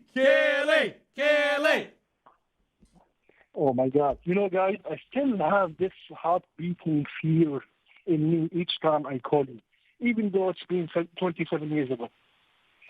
You know, Kelly, see, this is what happens when you return to the Middle East. Now your accent's gone back. we taught you how to speak good Southern English. Yeah, you ain't Etowah County anymore, that's for sure. I need to slow down. I need to slow down a little bit when I speak to Rick and Bubba. There you go. That's it, baby. You coming back. So 27 years, Kelly. You were there, what, the first years of the show, right? Yeah, and Gatson. Wow. Kelly, where are you at now and what are you doing? Catch everybody up to date. I'm in Jordan, not Georgia, Jordan, like the river of Jordan. Yeah. I've been here since the last 10 years. Now I'm into social media and online marketing. I do a lot of speaking, training, and I published my first book. You published a book. Yeah, I think you sent us an email about that. Yeah, it's in Arabic. Otherwise, I would have sent you a copy. Yeah, well, yeah. Yeah, I don't read Arabic real well. Not like I could when we were hanging. Right. Yeah, exactly. So, are you? Guys, I miss you so much. Well, we miss you too. Do you have children? My kids, my daughter, she's in college. My son, he's about to finish high school, and they're moving, I think, to Georgia. Back to the United States? Yes. Wow. So you're in Jordan, they're and they're moving back to Georgia. Well, how about that? Kelly, do you ever get over here to the U.S.? I haven't really since 07. Haven't been back since. I should. Well, now, are you still? What is your citizenship situation? I'm a citizen. I'm a U.S. citizen. He's a U.S. citizen. Still a U.S. citizen. Okay. Yeah, we helped you with that. Yeah, I remember. Yeah, we carried him to Atlanta. Yeah, thank you very much. I mean, I wish I can find that show when you guys were screening the answers to me. Oh. In front of the Federal Building. Rick, the one that got me, because we had the Fun Mobile that had the giant horns on it when you screamed out the top of it, Nebraska was not an original 13 colony. Oh, man, I lost it. And then we started talking about that we left you answers in the bathroom to ask to go to the bathroom. Right. Yeah. And we would say, don't look up here. The George Washington's in your hand. Right. So that is so good. Man, it's great to hear from you. And, Rick, when you told them we wouldn't come off the top of that McDonald's when the federal agents were tired of it. Yes. And they all ran to McDonald's. They I did. thought that I wanted to see them be a little diversion, Bubba, Yeah. diversion. Yeah. Kelly, great to hear from you, and a lot of great Likewise. memories. And if you do find your way back to the States, let us know. I sure will. And it's not beyond. If we ever get back to traveling, I may find myself in Jordan, and if I do, I'll let you know I'm coming that way. Yeah, please do. Please do. All right, Jordan or the country next to us. Okay. Or the country next to us. That's funny. All right. Thanks a lot, Kelly. We'll see you, buddy. I'm just so glad he didn't tell a story about linoleum. Oh, my gosh. That was his very first call. Y'all talking about the Palestinian Elvis? That's him. That's him. You remember when did you love Kelly? Didn't he like sell cars? Something he did. Oh, he did all kinds of stuff. And we'd sit there and, check him for bombs and let him in. We'd pat him down, give him the one, welcome him in with open arms. Let's go to Sean in Atlanta. Sean, you getting out and voting today, baby? Well, I've actually already did early voting. I wanted to make sure it got in there because I have a weird work schedule. So I did my part. I hope the rest of Georgia does their part. Well, we're going to need everyone. That's what I called about. What do y'all think? You think they're going to try the same shenanigans they did in the presidential election? Well, let me ask you this, Sean. Trying to change the vote? Let me ask you these questions. Do you think they were shenanigans? I do. Do you think they got away with it? I think they may. I hope that this motion or what y'all were talking about earlier about them. But up to this point, Yeah, just yay or nay. That's kind of a yes or no. Yeah, but up to this point, Oh yeah.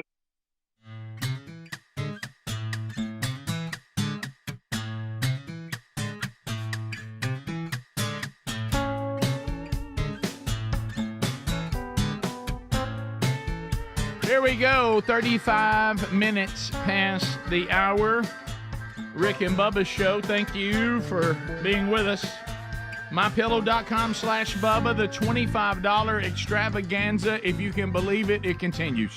What a time for you to go to MyPillow.com/Bubba and, save a ton of money. We have multiple items on sale right now at $25. Premium Giza My Pillows. I mean, it has the Giza with it as well. $25. My Sandals, $25. 6-pack My Towel sets, $25. 4-pack dish towels, $25. A 2-pack multi-use My Pillow, we've got $25 there. Percale bed sheets, $25. Beach towels, $25. And the items just go on and on. I mean, these are huge savings. And look, we're not done. We're not done. As they have partnered with us and celebrate the 30th anniversary with us, yes, you, Rick and Bubba family can get free shipping as well. MyPillow.com/Bubba. That's where you got to go. Go right there. Or find that link at rickandbubba.com under sponsors. The $25 extravaganza continues for a limited time at MyPillow.com/Bubba. So we have a new coach now for basketball at Kentucky. Is that correct? Well, Kentucky had been turned down by several folks, and they have turned to one of their own as the next men's basketball coach. They're hiring BYU's Mark Pope. Pope played in 1996, or was a graduate there, played 2 seasons, and won a national title at Kentucky. He has taken BYU to 2 NCAA tournaments in his 5-year stay, and including a 23-11 record as a smooth transition to the Big 12 this past season. He's gone total 110-52 at BYU. Hey, Bluegrass Nation, y'all good with this? Yeah, are y'all happy with this hire? Kentucky? Everybody good? Now, who all turned it down? Hurley, the Baylor coach, who they really wanted. Bobby Knight. I think that was the first 2. Coach K. Back. Bruce Pearl. Nate Oates. I mean, those guys were mentioned. I don't know if they were actually reached out to him or not, but I think this was on down the list. But I still think they get a good coach, and I don't know. It's easy to say they settled. Jackie because of who they. I mean, this guy wasn't their first, second, third, fourth choice. Well, let me ask you this: So- you're Kentucky, though. You consider yourself, you are one of the top programs, but you Oh, yeah. consider yourself probably the top program. Yeah. Would you not have gone and got somebody who had won a national championship? Tried. Isn't it of that level, though? But who is that? Tried. Well, I don't know. You tried That's to what get I'm those saying. guys, Tried and they Billy don't Donovan. want the job. Billy Donovan. Yeah, Yeah, there's another Donovan, one. yeah. There's another one. But I mean, he went So- to pros. You didn't think he was coming back. I mean, there was nothing left for him to accomplish. So Gene Hackman from Hoosiers. Right. Can I ask you a weird question? But the Kentucky folks, are you happy with that hire, or are you like, well, Nick we'll see? Nolte, I Blue know Chips. I- Nick Nolte turned it down. He did. Blue Chip. I know this Now is you're in. Western. This He may took Western to the top. Yeah. Emilio Estevez. this may that's funny.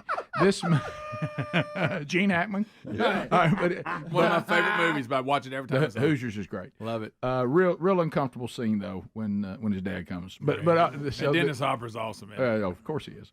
But so I'm just saying that, and I don't know what I'm afraid of. I've never really been under the attack of BYU fans Yeah, Rick, before. calm down. But I want to say I just don't know how to say this in any other way. And I know that they can be very good at certain things. But if I got if I got a team I love, okay, and I'm just stoked. Let's say I'm the biggest Kentucky fan in the world, or I'm my football team, whatever. And somebody says, "Hey, our new hire was announced." Really? Who'd we get? Guy from BYU.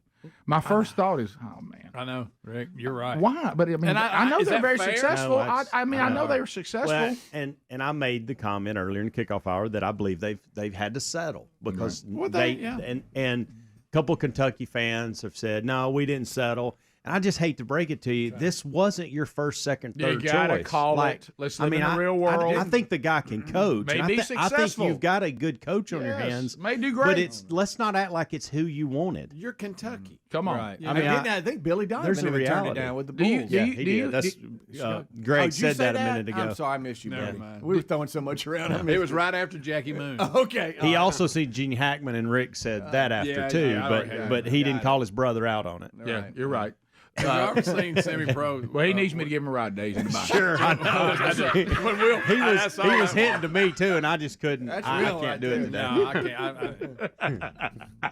Hey, I got him where I want him today. All right, so look at him. He's been. I've never seen him be contemplating. this whole thing's just done. Right.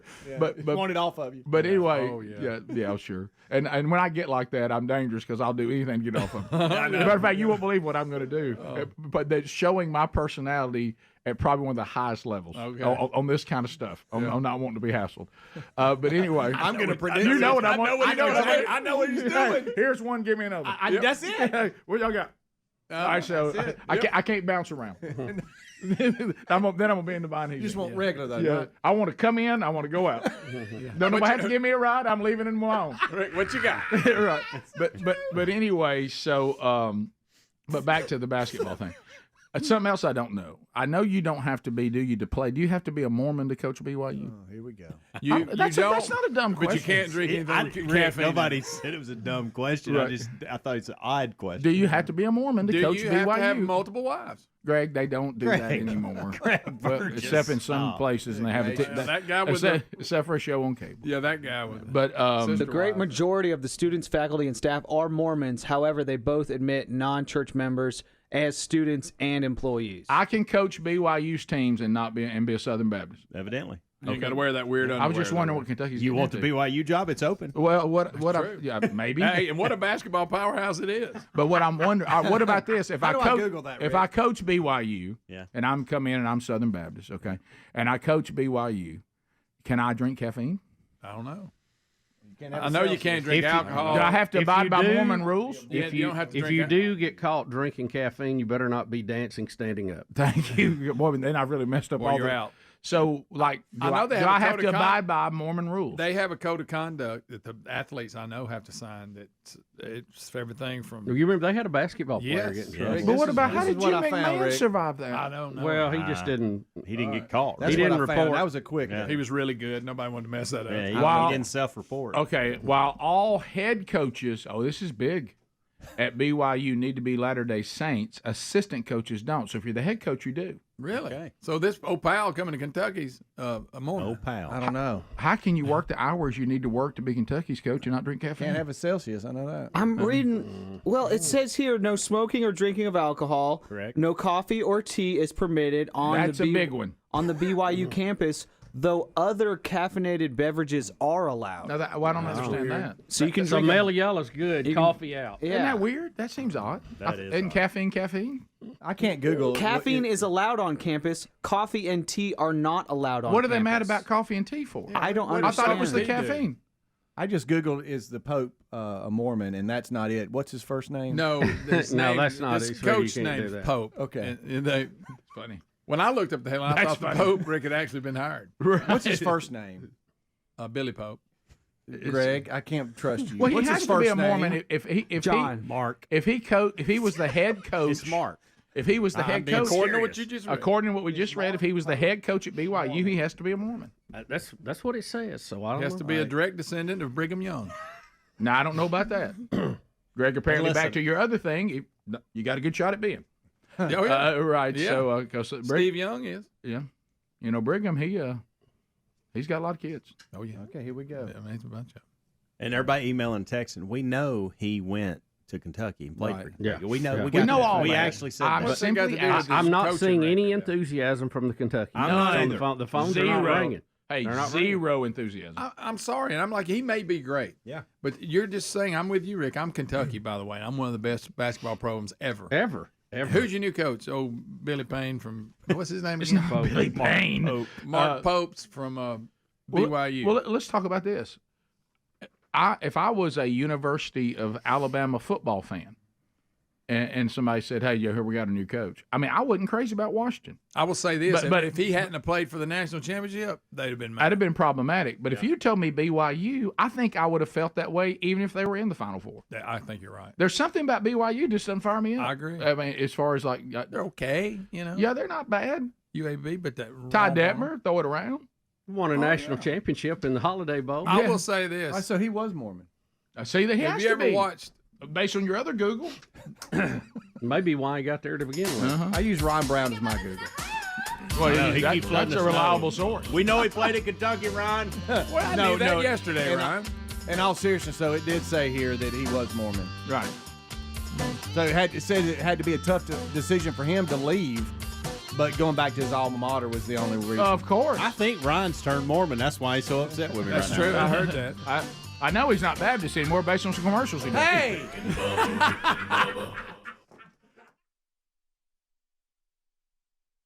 It's a guess. Okay, well then, Yes, I if think they were. if they did it and they got away with it, why wouldn't they do it again? Right. I mean, I said I will tell you this. I said that to myself in school. The deck is stacked against the Republicans, I think, big time. Because I don't know if you saw this during, and I was looking at this, I go, there's something can't be right. They were trying to remove 4,000 names off the rolls that were inactive, okay, had not voted, their registration had run out. A judge would not allow them to do it. You know who the judge was? Stacey Abrams' sister. There you go. Oh. Now, you talking about the vertical monopoly, folks. You I'm can't sure beat that. She didn't let that. And I cloud her still judgment at all. Let me ask you this: I know that it has, the powers that be have said no, this was standard operating procedure. I still have not understood. Been in a COVID fog, give you that. In Georgia, we had video of everybody in there counting votes. The supervisor shutting it down, sending the poll watchers home, except for about 5 people, and then started getting boxes of ballots out from under the table. Never have somebody help me with that. Did I miss the show where they explained that one? And they counted overnight illegally, and then the poll watchers heard this was going on and tried to get back in. They wouldn't let them. I mean, did I miss the explanation? I know there's a logical explanation, Rick. I'm not saying they cheated, but I just missed the answer to that. I would like an answer for that, and I couldn't get it from Stacey Abrams or her sister. No. Harley in Alabama. Harley, welcome. She's become the John Daly Green of Acres. Georgia. Yeah. Hey, thanks for the call. Appreciate that. John Daly, was that his name? The mayor. Well, 27 years. John Daly's 27 years is quite a feat. I'd say that y'all are doing very well. Y'all made it longer than most marriages today. Well, you know what? True. That is a great point. Yeah.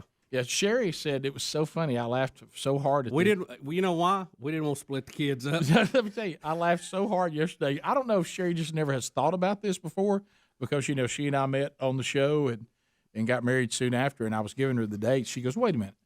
So you and Bubba have been doing the show longer than you and I have been married? I said, yeah. She goes, something about that bothers me. Yeah. I said, well, honey, I'm sorry. If I hadn't been doing the show with Bubba, I'd never met you. We had to start something. You had to get the cart before the horse. The horse before the cart. The chicken before the egg.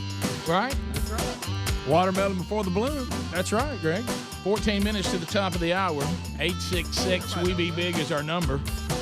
More of the Rick and Bubba show coming up. You can reach us. Somebody help me with that video, please. Somebody. Yeah, just a little explanation. That's all. Help me. COVID. Rick and Bubba, Rick and Bubba. While we were gone, we mentioned it in passing, but we haven't looked at the footage on the YouTube channel or discussed it. What in the world, what burr was under the saddle of Tulsa, Mississippi State? Would anybody said, I tell you what now, look. The Golden Hurricanes and the Bulldogs were stirred up, wasn't it? This was a very troubling fight because, we've had stuff like this happen, but to this level, I don't know that I've seen this looked like a peaceful protest in D.C. It really did. I don't know that I've seen anything quite like this to this level. At one point, to lose your helmet. Yeah. Don't ever this thing of taking your helmet off is a bad idea. He got it pulled off, Rick. Somebody jerked it off. Yeah. So, and then there's been people talking about the first year for Mike Leach to be at Mississippi State, how this started, why because has anybody ever said? And let me tell you something. Mm-hmm. When Mississippi State and Tulsa play, you throw the records out. Yeah. I mean, hey, there's some bad blood between Tulsa. What started all this? There's some bad blood between Tulsa and State. No, have you ever heard that? Well, the game started at like 11 Central, and so it just worked out with our schedule. And I was like, I'm going to sit down and watch the game. Let's see what we got. And so I didn't see the pregame, but that's where it started. It didn't start. They didn't start fighting, but you know how all the guys, they come out in their pregame, and you got special teams first, and then other guys. A lot of guys are just they're shirtless. They're coming out in whatever they're wearing, and they're just kind of walking around. Well, apparently something started then. And the coaches had to get a line and separate them. And then throughout the game, there was just some chippiness that you normally don't see. I mean, normally you see, a little bit, but then you see late hits and guys that are just doing things, and you can tell there's a lot of jawing. The referees are constantly having to pull people apart.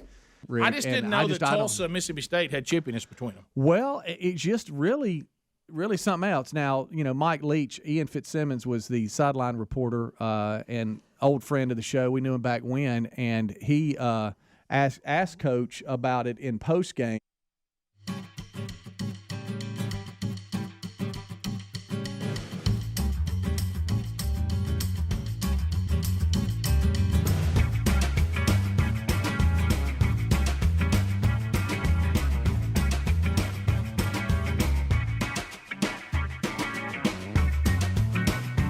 We're back. 9 minutes to the top of the hour. So Kentucky fans only, at 866 We Be Big.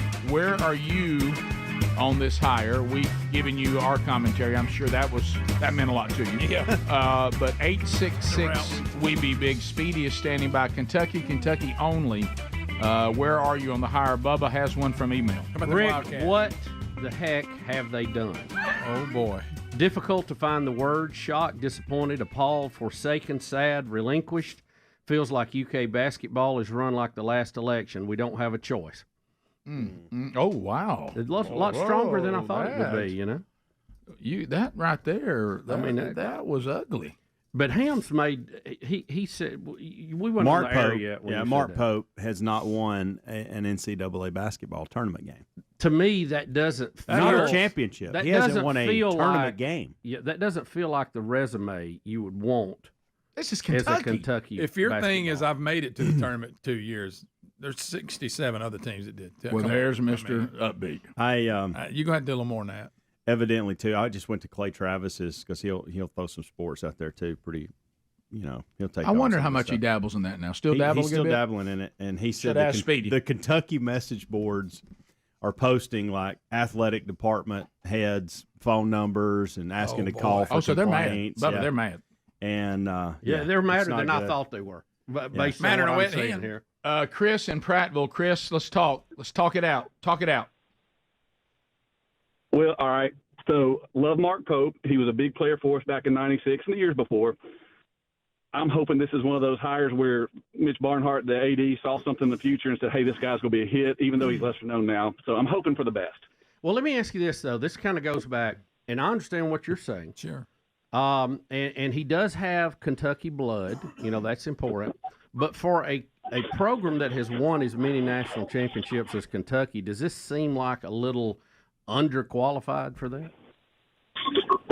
I think so. And you were talking about earlier, he's originally from Utah, if I remember correctly. Okay. Now, as far as the standard for Kentucky and what you want him to be, man, I kind of knew it when we needed a coach. You know, the Hurley, I knew we'd go after Dan Hurley. I knew we'd go after I didn't hear much about Bruce Pearl, but I figured we'd go after him.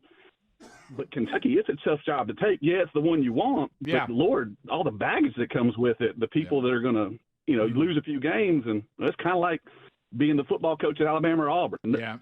Well, Alabama. One success is not tolerated. Before Calipari stepped down earlier this year, when Kentucky was really getting on a roll around tournament time, which they always do. They have another gear when March comes around. Right. If you had said, I'm from the future. Right. And Calipari will not be here next year, and you're going to hire a new coach. Right. And they would be all excited. Who's it going to be? And I would say it's someone who has never won a tournament game. No, I wouldn't. They probably would have slapped you. Yeah, if you saw that on the list. It doesn't make. And again, he may turn out. He may be the greatest coach in Kentucky history when all's said and done. But Clay Travis said this feels like Kentucky's version of Mike Shula. Oh, he said, or Shiano Sunday for Tennessee football, except Cal was way more successful than the guy at Bama and Tennessee were replacing. So it does have that feel. Rob in Birmingham said born and raised Kentucky basketball fan. Rob, go. Well, I tell you what, this is a surprise. Who saw this coming, right? So as you guys are saying, this is Kentucky's is a premier program in America, right?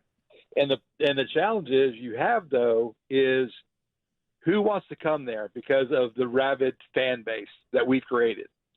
And so that's the hard part. You can get from a coaching standpoint of view, people want to be at the premier program, but it's the fans you have to put up with. So I think that's the hard part with this. Yeah, And but is that's it hard. hard? Yeah, that's everywhere though that's successful. is it hard to deal with? Because again, if you say top basketball program, Kentucky's at the top of the list. That everybody wasn't standing in line for that job. Is that a little disappointing? Well, I think it is because you look at like what Alabama went through.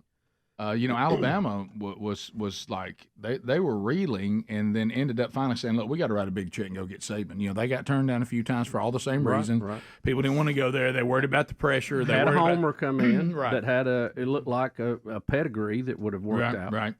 So, but if you come in and you win and win big, guess what? Those same fans that are critical, well, they love you. They do. If you land Hurley, Scott Drew, Tony Bennett at Virginia, great singer. Nate Oates. I don't think Jay Wright's coaching anymore, but if you brought him back, I don't know.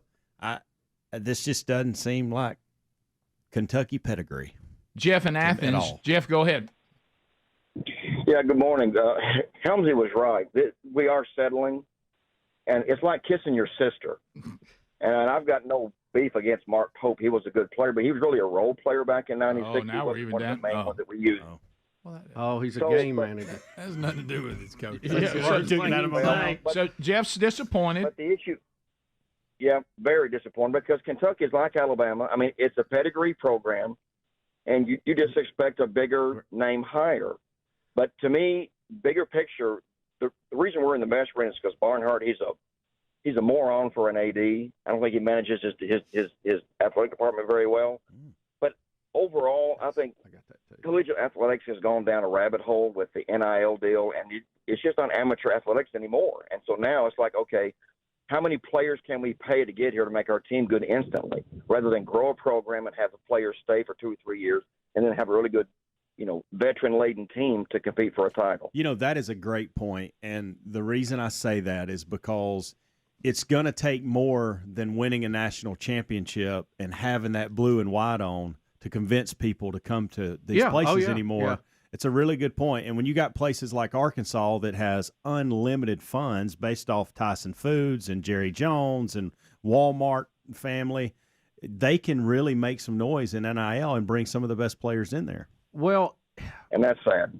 It is. It is sad. You're paying for championships. It's almost like college sports, especially basketball, is now nothing more than travel ball with a paycheck. Yeah. And you just go to whatever team that is blowing you the most smoke, and you think you can do the best with. We continue. JJ in Tennessee. JJ, go ahead. Hey guys, I'm a lifelong Kentucky fan. I'm not disappointed by the hire. I'm not shocked by the hire because that's a toxic environment in Lexington now. Oh, is it? I mean, well, sure. Look at what Calipari did in 15 years. 4 Final Fours in a national championship. Don't tell me any of the other program in the country wouldn't take that. Our expectations at Kentucky is you get there every year. Right. So Mark Pope knows that going in. But I'm just like the last caller. NIL has changed the landscape of college basketball, especially college basketball.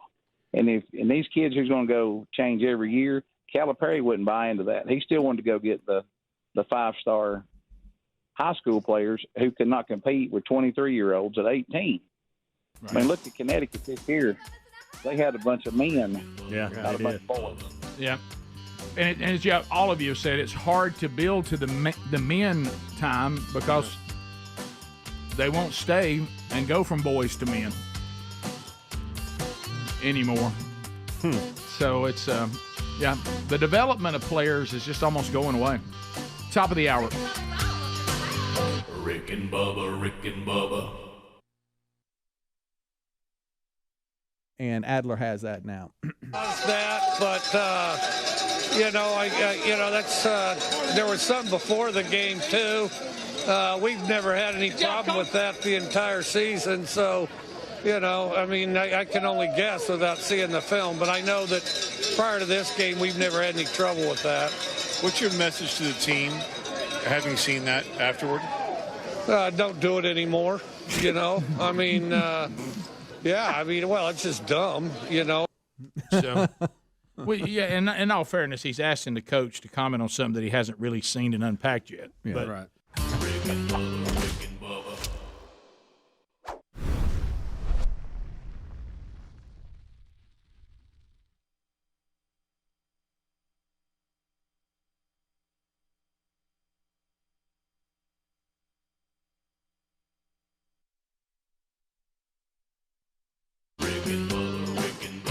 This is the Rick and Bubba Show. Watch more at blazetv.com/Rick and Bubba.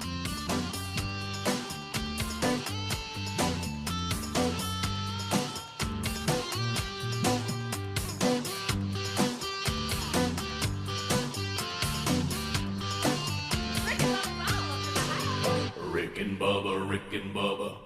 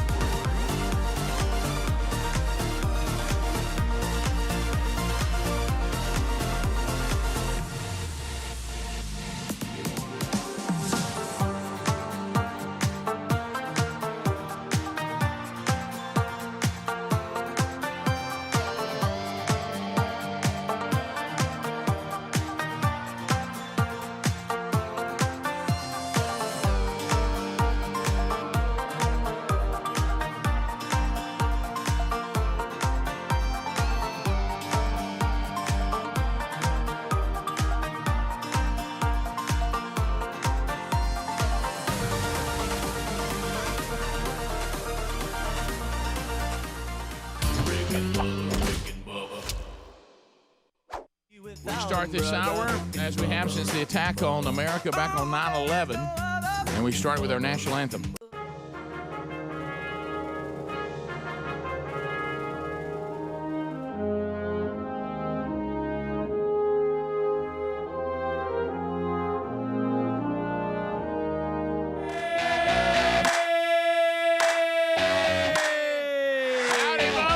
How about you, Rick Burgess? Friends, and neighbors, and associates everywhere, and those recovering from COVID, welcome. Mississippi Queen, you know what I mean. The Mississippi Queen. Mississippi Queen. Bubba, how are you today? I'm great. How are you, sir? Well, ready to go. We have a lot to unpack here on the old program today. We'll get that done. We'll continue to remember some of the things maybe from our vacation. That end of the year vacation is a long one, which we love, but sometimes it's hard to remember everything because it some of the things that happened early on, you're like, oh yeah, I forgot all about that. I didn't have a lot to remember. Yeah. Rick, speaking of during the vacation, Mississippi Queen Leslie West died. The lead singer, did he really? Guitarist. I did not know that. See, Greg, thank you for that, buddy. And I heard somebody else doing a little tribute, and well, they had a lot of good riffs to a lot of songs that I'd never even heard. Yeah. Have you ever gotten? So, I mean, they were a good band. Greg, it's like Greg was talking about this, and he actually was there to witness this on the vacation. Have you ever found yourself, because over in the marriage deposit box, there's only so many, times that you like get upset about something. You say, I tell you what, I'm about to make a stand on something. Yep. Because it's going to lead to an argument, and then that argument is going to end with you apologizing. Yeah. No matter how much. If you win the argument, you still have to say I'm sorry. And there's these weird times where you go, by golly, and I've told you the one that one of our kids still laughs about because he was actually, and Sherry and I were reminiscing because we celebrate our 25th anniversary. Now, because of everything going on with COVID and all that, we ain't going anywhere in February. We'll probably try to go somewhere in the spring, if it gets any better. Where you just go, we'll delay our 25th anniversary to sometime, toward the spring and the summer. Yeah, you got to move everything. I still haven't had my birthday from last year. Right, exactly. Perfect example. So, and the kids were laughing. They were laughing, and Greg saw this. Imagine that cake, Speedy, 2 years at once. Woo! Oh, wow. Boy, I tell you. Go high on that. So, anyway, the one that one of our kids, because he was in the car, still, we can laugh about it now. Now, he said that day it wasn't that funny, guys.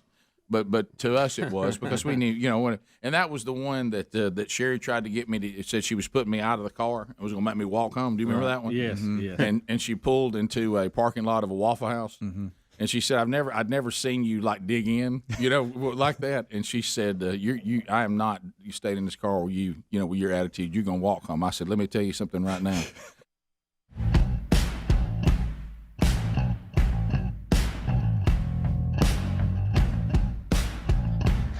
6 minutes past the hour from the Big Boy Studio out on the bleeding edge of technology.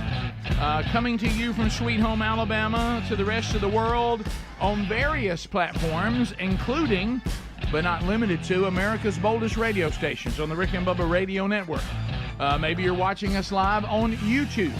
We're glad you're here. Maybe you're listening to the Rick and Bubba 24/7 TuneIn app. Glad you're here. These are all live options.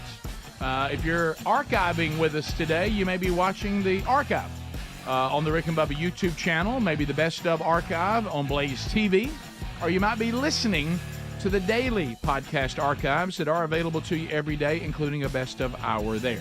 However you are here, whether it be live or archived, we are glad that you are here. Speedy, the real Greg Burgess, Helmsey, Adler, all here. There's Bill Bubba Bussey. Rick, glad to be here. Thank all of you for joining us. Now over 30 years in the making. 30 big ones. And welcome to the Golden Ticket Seats. There they are. There they are. We do have a couple from Jonesboro, Arkansas. They said they'd like to remain silent during all the Kentucky basketball talk. They find this to be quite awkward. So anyway, we are excited about moving forward with you guys. Hope you enjoy the show. Thanks for listening to the show, watching the show, and making the effort to be here today. And you will get an opportunity, if you so desire, to spin the wonderful wheel of canned meat. Yep. We call it, it's on bucket list everywhere. Can I spin the wheel of canned meat? before the Lord returns or my life on earth ends. Well, today you won't have to worry about that. You can check that right off the list. Bubba, in a shocker, apparently we're now getting, who would have ever thought that me taking something as precious as a hamburger and taking it and trying to turn it into something vegan would have led to bad results. Look, leave the hamburger alone. If you want to be a vegan, just don't have a hamburger. That's right. If you got a problem with meat, just eat something else. There's other things to eat. They stick them old gross mushrooms. Use that for meat. Yeah, man, that's good. But how about this? We got the bad report on it. Well, vegan meat. Everybody's going to started pushing that. That's the big thing. We got to have that.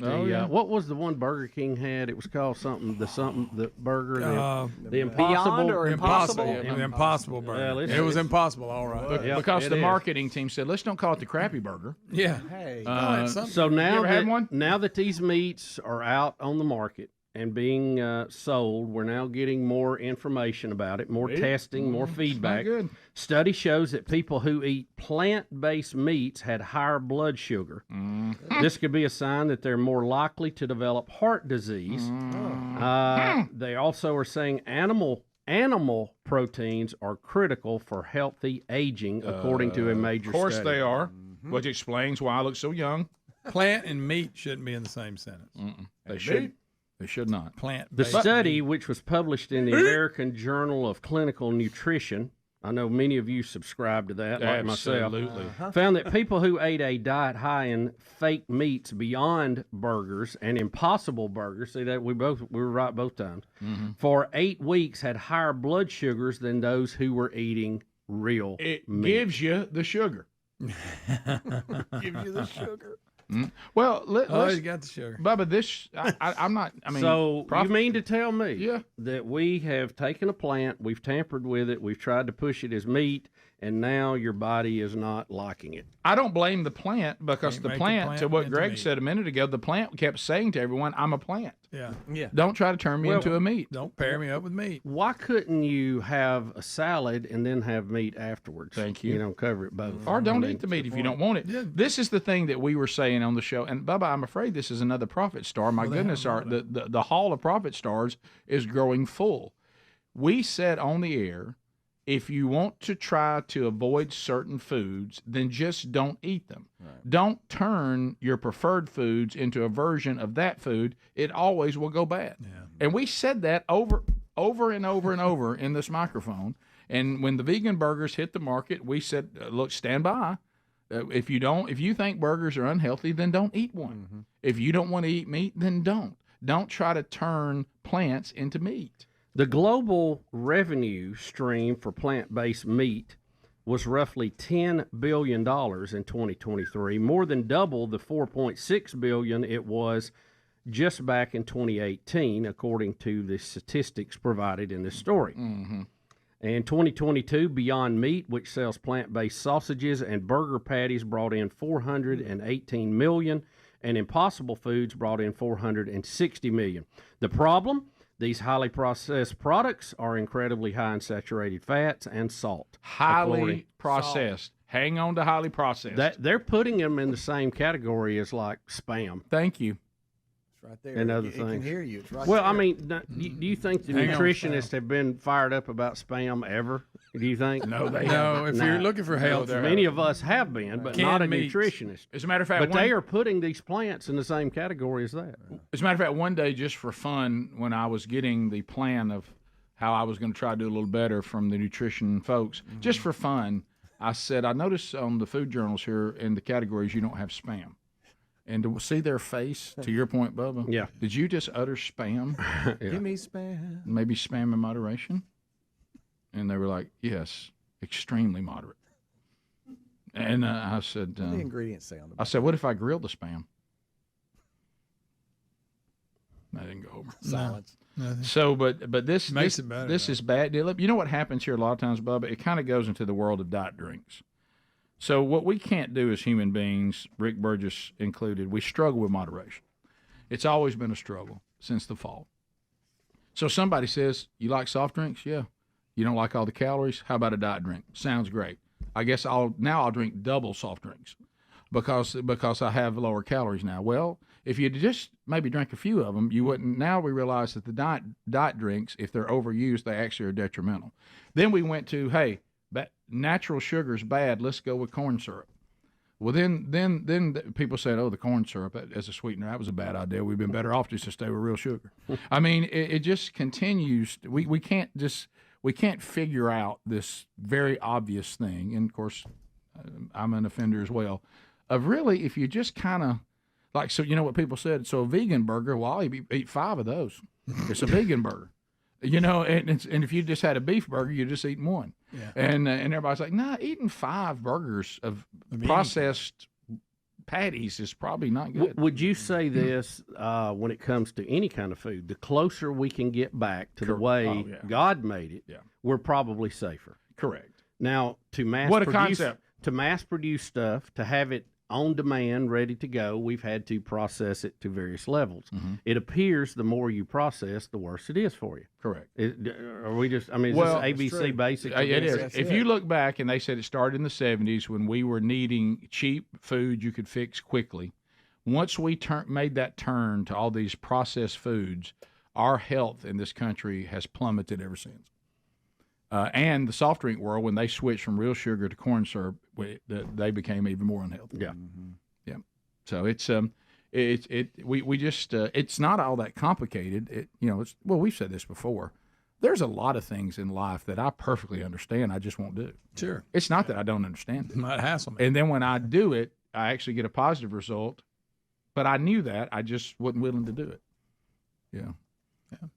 Somebody said the other day, so you're doing a little better. What are you doing? I said, exercises and eating healthy. Who knew? All these years. Who hid that from me? Man, I never heard that. So before. if we eat less and move a little bit. If we follow that line of thinking, to go back to the way, the closest way it's naturally occurring, meat would be much closer to something the way God made it than it would to take plants and try to make it into meat. Yeah. Just look, when Noah got off the ark, the whole thing with animals changed, and we were given a green light to eat them, that they would now be for our consumption. Just drain the blood out of it. That's what we were told. And now, because people always go, well, I think back at the garden, when we out of the garden, we didn't been kicked out of the garden. Yeah. We started Noah getting off the ark. That's where we've been eating meat ever since. Will we not eat meat again one day? I don't know. I just know that what God provides us will be delicious, and I won't be complaining. But manna sound pretty good. And when God decided, when they got tired of eating manna, he threw quail down there for them. Jesus was cooking fish for the disciples. I mean, come on. I mean, any of y'all that try to take us down that road on meat, I mean, just come on. Rick, the first animal was killed for clothing. Yes, it was. By God himself. Also showing the ranking. Yep. 16 minutes past. We'll be back. More Rick and Bubba coming up right after this. Rick and Bubba, Rick and Bubba. I will be a skeleton. I said my skeleton will be seatbelted in this car right here. I said I'm immovable. I said my bones will be not an here. option. I will sit in this car and rot. And she goes, I'll be honest with you, I didn't know what to do. I realized, okay, well, I guess I got to take him home. But anyway, so Greg saw this one, and you hate when you're 100% wrong. Okay, you go to that account and then you were wrong. And so I told y'all that Sherry, and of course now I'm trying to kind of dilute this now because of this Jupiter Venus thing. Uh-huh. She came down to Camp House and we was down there hunting and all that. And I told you about that yesterday, but I left out the thing. Greg saw it and we were laughing about it after she left. So y'all taught me this. I was laughing my head off remembering this show. Because when you celebrate a birthday, you go back and start going over the years. Oh, yeah. I know some of you haven't been here long enough to remember it. Some of y'all remember it, okay? We were so into deer hunting, but knew so little about it. We were just we had a lot of enthusiasm and not all that much knowledge, especially the way people actually deer hunting. Because the way Greg and I grew up is not the way people deer hunt. I didn't know that. Yeah. But we've been away from it for a while, Rick. So, and even when we did it, I mean, I had a shotgun with a slug. Yeah. And it was a whole different. I'd never seen a shooting house, never seen a ladder stand, Just never seen a scope. I'd never shot a gun with a scope in it. Yeah. And so we started back. So we would come to work in our camo. Yep. Yeah, ready to go. I'm talking about ready to hunt. Fired up. And we would go anywhere. And the reason why we would go ahead and be dressed is because we didn't know if we'd be anywhere to dress. I mean, sometimes we just get out of a vehicle and they start putting us out somewhere. We didn't know where we were. We'd go anywhere. Anywhere. So along the way, people were kind of like, that's probably not the best idea. You want to start keeping, and then we start out, people would give us bags to put our stuff in and try to keep the scent off of them. Well, I found these scent lock boxes that are just phenomenal, okay? And I have everybody in our family has their own scent lock box. You keep your stuff in there. And we have one scent lock box that we put all of our snacks in so mice and rats won't be drawn to them when we're not there. That's where we keep them. So there's always the. But I'm drawn to it. Yes, you are. So when I come back, I'll tell you what happened because I remembered this story and I thought, well, that'll be a good one to start with because I'll be honest with you, I'm delaying the talk about the elections and all that. I mean, we'll get to that, but I don't want to start with that. Yeah. All right, Thank you for that. Can I start with something light and we can work our way there? We would love that. Truly appreciate that. Yes, thank you so much. I mean, we'll get to it, but I mean, it's a big day today. An easy day. Yeah, we got we got the Electoral College thing today. We got the Georgia Senate race today, and the Democrats won both seats. But anyway, yeah. So it's not a happy story. So I'm going to cut up a little bit, and then we'll work our way to that. Is that y'all good with that? I am great with that. Yeah. I mean, I went to bed on that note. I don't want to wake up on it. Yeah. We'll be back. More Rick and Bubba next. Rick and Bubba, Rick and Bubba. 866-WE-BE-BIG is my number. And you can come on in here and talk to any of us here on the program at the Rick and Bubba Show. We lost it for a little while at the end of last year, but it's back. Requested bed music, Bubba, today. He said there's a two that he needs today. One of them was surprising. This one not surprising. The other one I'm still trying to figure out where that came from. Yeah, I'm all over the road. I'll take Toby Mac, too, if you want to. Oh, yeah, we got plenty of that. That's not a problem. The one with the wolves. Yeah. So I was telling the story. It happened while we were on the break. And so I was so it was the night of the Jupiter Venus. Some people call it the Bethlehem Star, all that. So and I told y'all yesterday that Sherry wanted to come down to the farm and see it because there's no city lights, there's no light pollution or anything down there. You can really, really see the stars down there, which we love. Greg wants me to get a booger light, but I'm not. I have to be just over by the barn. Here's what I was going to tell you because Camp House, we kind of got it when we got it. The intention was that it was a short term deal, and now it's turned into a long-term deal. So I didn't even really check that place out other than the inside. I've never really even looked around the outside of it at all, and which could lead to another story. But there actually is a booger light out in the front yard. It's just I think the bulb's gone bad or whatever. Okay. And there's two floodlights right off of the carport. And I tried to change out the bulbs there. They don't work, so there must be some problem. But there's things already kind of in play. I think I would just update them. It's just boy, when you're out there not leaving, it's dark. And I try to not back over something. Great. I've heard that over the whole break. You can get your booger light out here. So anyway, so Sherry was there. Or Ricky can put up some external illumination. Yeah, well, or a booger light. Yeah, or as Greg would call it. But anyway, so because the booger bear won't get you. So anyway, so. Rick and Bubba's in Ohio. Rick and Bubba. Pass the gravy, please. All right, here we go. We're back 21 minutes past the hour. The Rick and Bubba Show. Lots and lots and lots of celebrity news today. Lots of it. And we love everywhere we go. Everybody singing.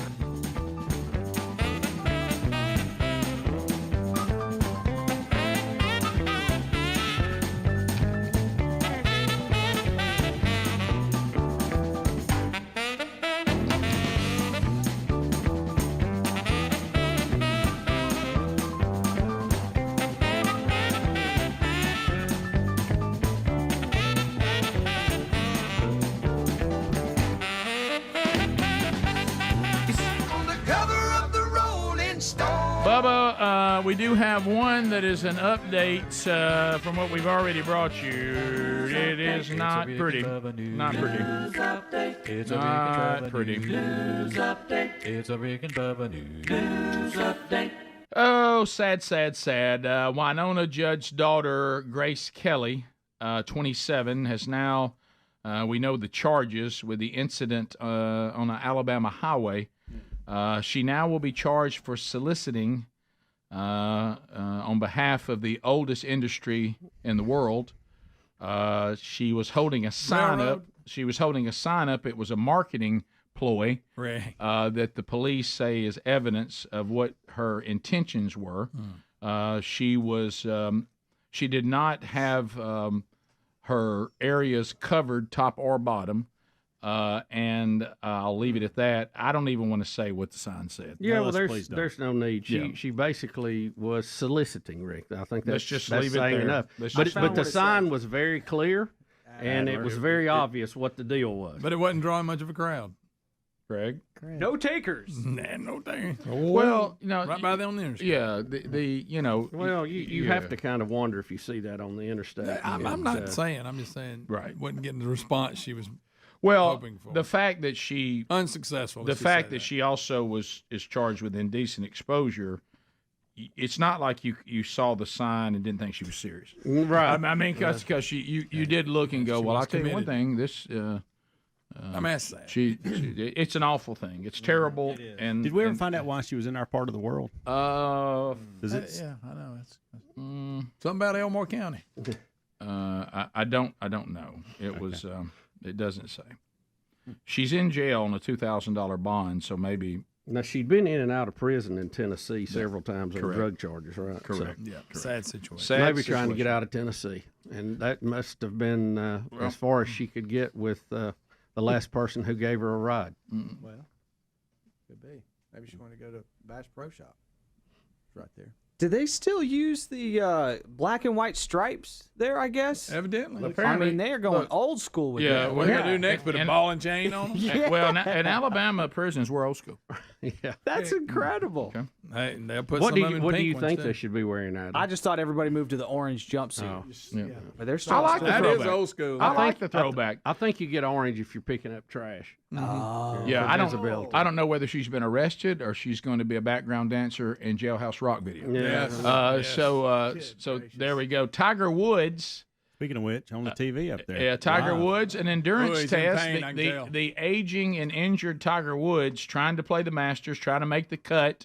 Yep. They had to cut it short yesterday at only 13 holes, right? Just his group. Weather, Him and yeah. some others. Yeah. Or I guess it got too dark. So he's got to play 23 holes to catch up? Yeah, he's wrapping up. God It's gonna doesn't be want him to So win. that'll be a little strain today, having to play extra holes on the same day with someone who is struggling physically or has been. Yeah. Long day. Physically, he looks really good, but you can tell every now and then that limp comes in. Yeah. But That How old is he now?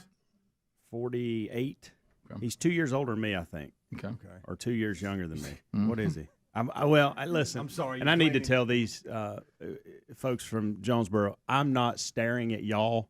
I'm Yeah, the watching TV's up Masters. over your I head, thought about yeah, that a so- minute ago because I keep. He's a little weird. No, they asked him a minute ago. They said, no. wow, I didn't know Helmsey was such a Kentucky basketball fan. Yeah, Now, why is he Rick, you wearing? know, at night. They want to know what them glasses were all about. one of my favorite golfers was actually leading yesterday, DeChambeau. So, He's still leading. is he today? he is. Okay. Where's Randolph Jr.? Greg, is Tiger going to make the cut? He is 48, by the way. I mean, he's on a good track right He had now. a bad to make look it. on his face just then. He did. It's going to be a long, Didn't he? long day. Mm-hmm. He had a bad look. I on his think face. that's just because he's having to walk. I think he's they're even gonna have now. a lot He more started walk. today at -1. I think. Can't he get an exemption No, and get a yeah, cart? even, yeah. Not on the PGA. So, Well, they had to give that That up. one Yeah, guy. one. You got to make the Well, cut. But Yeah, whatever happened to him? if I got the big Japanese fellow's Casey, name right, Casey was his name. Shohei Ohtani. very Yeah. good. Rick. Why are you jumping into that? This is a Masters. Well, we're discussion. moving on. Hey. Moving on. He He's won't give also golf playing in the 3 minutes. No, I included in the story. I was concerned about Tiger's endurance. Bubba What y'all just told want us from he's me? fired up about DeChambeau. He likes DeChambeau. I love and all that. Ran all over him with Ohtani. Just trying to get them all in. Shohei. Rear-ended by Ohtani. Because Ohtani got is an hour and a master. half. Well, yeah, I just just keep it moving. Shohei Ohtani, right? That's the big Japanese Yeah, fella. yeah. Yes. He hits and pitches. Rick, I don't think he goes by the big Japanese fella. He's a hits big and Japanese fella. He is a big If guy. somebody said, have you Dodgers. seen that guy that plays for? Where's he at now? Dodgers, LA. Have you seen that guy plays for LA now? Used to play with the Angels, and I would say, who you talking about? He's big Japanese fella. Oh yeah, Shohei Ohtani. Yeah, pitcher and hitter. I would go right in. lot of He's confidence with very his name, I'm unique proud in a of lot of ways. I'm gonna say it a lot. Yeah. Yeah, the interpreter for him apparently, Bubba, I was shocked. You were talking about earlier the money. That he had a little bit of a he's being problem. accused now of stealing over $16 million. You know, when this story started, it was $2 or $3 million, then it turned into $4. Now it's $16. And Speedy was telling me that how he pulled this off was just to call the bank and act like he was, Ohtani. Yeah. So how do you? The fact he has an interpreter means he probably doesn't communicate well. He does. The interpreter has to talk in Japanese. Should you be moving that kind of money around with a guy on the phone just because he's got an accent? Well, I'm sure. I don't know. That's but a I'm great sure point. This off, sounds a little strange. He got off the phone sideways over here and spoke Japanese and said, "Okay, he's saying," and then he interpreted what he was saying. Oh, he was acting like Ohtani was over here, and then he would come back. In my mind, that's what I got. Well, that's what I would do. But in the story, it broke it down. It talked about how he did it, the average bet, which I think we talked about. What was it? $12,800. Yeah, was the average bet between he made December of 2021 and January of 2024. I think it was 19,000 bets he made in 3 year span. Yeah. So that's a lot of betting. So a guy can just call on the phone and move money around? I mean, did he not have to show up and give some kind of... I don't know. Probably like not. I said, just Not because this he day had and age. Japanese, Take a sip. spoken Japanese. At least you ain't got to sign in private. Did you see? That's his next step. Did you see that Travis Kelce, better known as Taylor Swift's boyfriend, finally graduates college? Yeah. How about I'm done with the Kelsey stories? Yeah, right. I'm done. Every day it's him or his brother. Apparently, Greg, no surprise here. His response: he killed a bear and screamed, "You got to fight for your right to park." That's not even an exaggeration. They came out and told him at the end of their podcast. That's not I guess true. no, that he had achieved everything. And he slammed there one. it is. look, Greg, I told you. There it is. Rick. I told you. Okay, I like him again. We'll be right back. Rick and Bubba. It was down there. She saw the star. I told you that story yesterday. So anyway, there was the two planets. There was a part I left out. So Sherry was out there. She got her a blanket and everything, and she was like laying down looking at the stars. And Greg was there for this. Oh yeah. So she goes, "Rick, come over here and lay on this blanket." And he did not want to do it. And I said, I ain't laying on the blanket. And so I've got my camo on because we literally were coming out of the woods past her on our way to camp house. Okay. And she says, "No, come over here." I said, "Baby, I don't want to lay on the blanket and look at the stars. I don't want to do it. I'm not going to do it." And so she kept on about it. And finally, I'm like, "All right." And I go over and I lay down. I look at him and I said, "Okay, are you happy about it?" I've laid on the blanket and I've looked at it. Well, I don't know why you made such a big deal about laying on the blanket. I said, "I just didn't want to lay on the blanket. I'm sitting here in the chair. I'm fine in this chair." And so we go in. So then I take my camo off and we all get in our because if you're gonna have a show enough meal in there, it'll get all over your clothes. Oh yeah, you gotta have that. So we had had the deer tenderloin, the crock pot with salt milk gravy, and we had our biscuits, and we was all excited. I told you a little bit about that. So Sherry gets ready to leave to go back home, and so she's starting to get ready to go out, and I'm gonna let her go out and then lock the door. And I was like, I said, "Now hang on." I said, "Now I can't find my keys." Because I have a set of keys, just for being down at the farm. I said, "Are they in your car?" I said, "Have you?" I said, you know what? I heard something fall out of my pocket, and I looked down and saw it was my phone. And you made me lay down on that blanket, and now my keys have fallen out of my pocket. I'm out there, and I said, now they laying out. You've pulled your blanket up and thrown my keys out in the pasture. And she's like, "Rick, your keys didn't fall out on the blanket. I would have heard them when I picked the blanket up." I'm rooting through her car, and now I'm getting ill. See there, I didn't want to lay on no blanket. I didn't want to get out there and lay on that blanket. You made me lay on the blanket. Now I've lost my keys because I've laid on that blanket. It's dark. I'm going to have to wait till tomorrow. I'm going to have to wait till tomorrow. I ain't never going to find them. Now I ain't got no. Well, at least I got some backups. Of course, it doesn't have all the keys I need on it, my backups. Yeah. So anyway, because I've changed some locks. And you ever have that at your backup ring, and then you change locks. Now some of the backup keys don't work. Yes. And then the day you need the backup key, now you ain't got it. But Rick, anyway, I've made every mistake possible. Yeah. So I mean, I'm making a stand. Greg sees it. I'm ill. Yeah. And then finally, you can tell now I've done that thing where I've made her ill. Yeah. And she made that very clear. Oh. So now we've got mad. We're a wet hen. We're mad, and we're driving off. So I said, well, that camp house visit didn't end the way I wanted to. No. But I'm still taking a stand. I said, sometimes you got to take a stand. I didn't want to get on that I didn't blanket. want to get on that blanket. I already seen the stars. I already seen the stars. I see it's at 2 planets, like Bubba's taught me, and it's a Bethlehem thing. But really, that probably's not it. But it's impressive. And I'm out here and didn't know that was going to lead to me having to watch Netflix documentaries on stars. That really hurt. But anyway, funny. so I'm sitting there. So the next day, Greg is going to go to work to do a best of show from there, and then I'm going to go out and hunt, and then the boys are coming back in that afternoon. We hunt, baby. Mm-hmm. And so I get up. Greg's gone. And, of course, he came to wake me up to tell me not to. I didn't need my alarm. That hurt. But I mean, but you were up, and I had a hard time going back. I didn't really quite. Don't forget, I locked myself out and had to wake you up for you to bring my wallet. Yeah, Greg had to wake me up twice. So he was trying to yeah, but anyway, yeah, he was all right. He had to pee. Hey, anyway. Rick, are you up? Now remember, You know what? He had to pee anyway. He didn't know it. Here's the thing Sherry said before she goes, "Have you looked everywhere? Have you looked everywhere for your keys?" Yes, I've looked everywhere. They ain't in my stuff. They ain't in my stuff. Ain't nowhere. I tell you what they are out there in that pasture. They let out in the pasture, and I didn't want to get on that blanket. Beard's real thick. You let it grow. Now beard just sticking everywhere. So mashed potatoes in it a little bit. Yeah, just some dried mashed potatoes from the night before. So I get up and I go to my scent lock box next morning. Now I'm even packing a giant flashlight. I may go by and look for those keys on the way out. Like a search I'm up light. anyway. Greg's got me up because he locked his wallet in there. Yeah. So I put up. I went through that scent lock box, but I went in through there angry about looking for my keys. So I pulled them camo pants on and I run it down that front pocket and I feel those keys. In his pocket. He didn't check his pocket because he done took his hunting pants off. I done took my hunting pants off. Did you check your hunting stuff? Yeah, I checked it. It ain't in there. You think I'm dumb? I tell you where it is. It's laying on that pasture. You made me lay on that blanket. Who'd have thought it might be in my pocket in my pants? Would have thought it would have been in the pair of pants I actually had on. Yeah. Right there in the pocket where you put keys. Right where you had it. And as soon as I feel in my pocket, Best place for them. I'm just like, So I sent Sherry a picture of them. I said, "Hey, found my keys." Now I'll admit, Did you go into detail where you found? Well, this is one of those things where do you play games with being saved? You know what I mean? I was like, big decision here. Right? Am I straight up or am I just real broad about it? Found them. So then I thought, well, I'm gonna go full comedy, and that way I'm honest too. Hey, my keys were in my camo pants. Sorry about that. Here we go. I was feeling about half-past dead. Where I can lay my head. Hey, mister, can you tell me where a man might find a bed? He just grinned and shook my hand. No was all he said. Let's go. Take a load off, Bubba. Take a load for free. Take a load off, Bubba. Everybody sing. And you put the load right on me.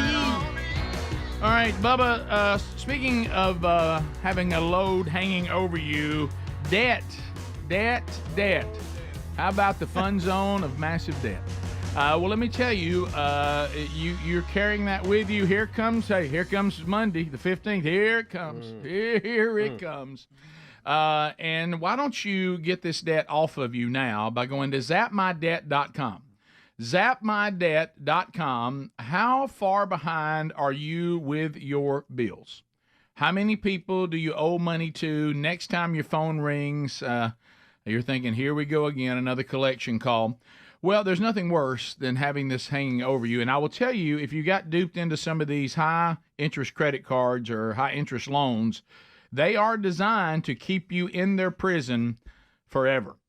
So you need help. Zapmydebt.com. They're going to find ways to get around bankruptcy, not taking out another loan. They've got some aggressive programs that could eliminate interest, find programs that will write off some balances so you owe less. Stop the threatening phone calls. So call them now or go to just zapmydebt.com. They'll talk to you for free. No obligation to use them, but they'll tell you what they can do. Zapmydebt.com, or you can find that link at rickandbubba.com under the sponsors button. All right, so a couple of deals.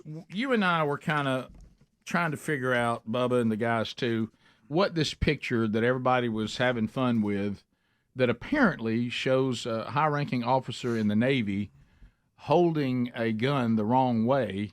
Several things wrong in some promotional picture, and what is this? And was it doctored? Is it AI created? Rick, I just can't believe that the armed forces let that get out. I just, Right. in my mind, I just can't accept that.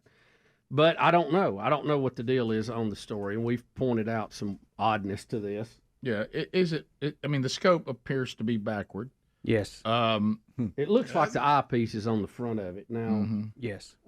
He has shades on. The handle is too close. It should be further extended. His elbow's way out. Yeah, the butt of the gun's up out of stock. his Yeah, a little high. And it was on there like in social media, like U.S. Navy. U.S. Navy posted this. Why is there someone holding his shoulder? Yeah. Well, they don't want him to fall. Well, then don't shoot the weapon if you can't. If you're going to fall over. Wow. Yeah, just several things. Why are we we offended? We have another picture today. Apparently, that comes. That's our military. It makes our military look like we're not paying that much attention. That's who was in charge. People have been ripping it online everywhere. Matter of fact, let me tell you who's really had some fun with it. Army guys. I'm not shooting a hay bale down at the farm. Right. That's the military. So anyway, So the Marines have put out their version of a picture. They just did a similar picture, but with it actually done right. Yeah. okay. The few They the proud. showed them. Yeah. Wow. I feel safer. Yes. What did the Navy ever come out and go? All right, here's what happened. Was this a PR guy and he didn't know what he was doing, or what? I don't. They talked about Understand how it could have happened. Right. I mean, we talked about Prince's what's her name's picture being doctored right. for 2 months. Like, we're obsessed with doctored pictures. I Did guess. you know that seriously they said they finally found out what they think the deal was? This is not really an officer in the Navy. It's actually Michael Dukakis. All Oh, right. I remember that. Yeah, Showing a little age here. That's good. Showing a little That's age here, but Right. that was Yeah, a that good was joke good. to those people my age. Good. The Navy picture- did delete the post, by the way. I bet. That picture lost Dukakis the election. It really did. All right, so now we go to a gun control advocate, David Hogg.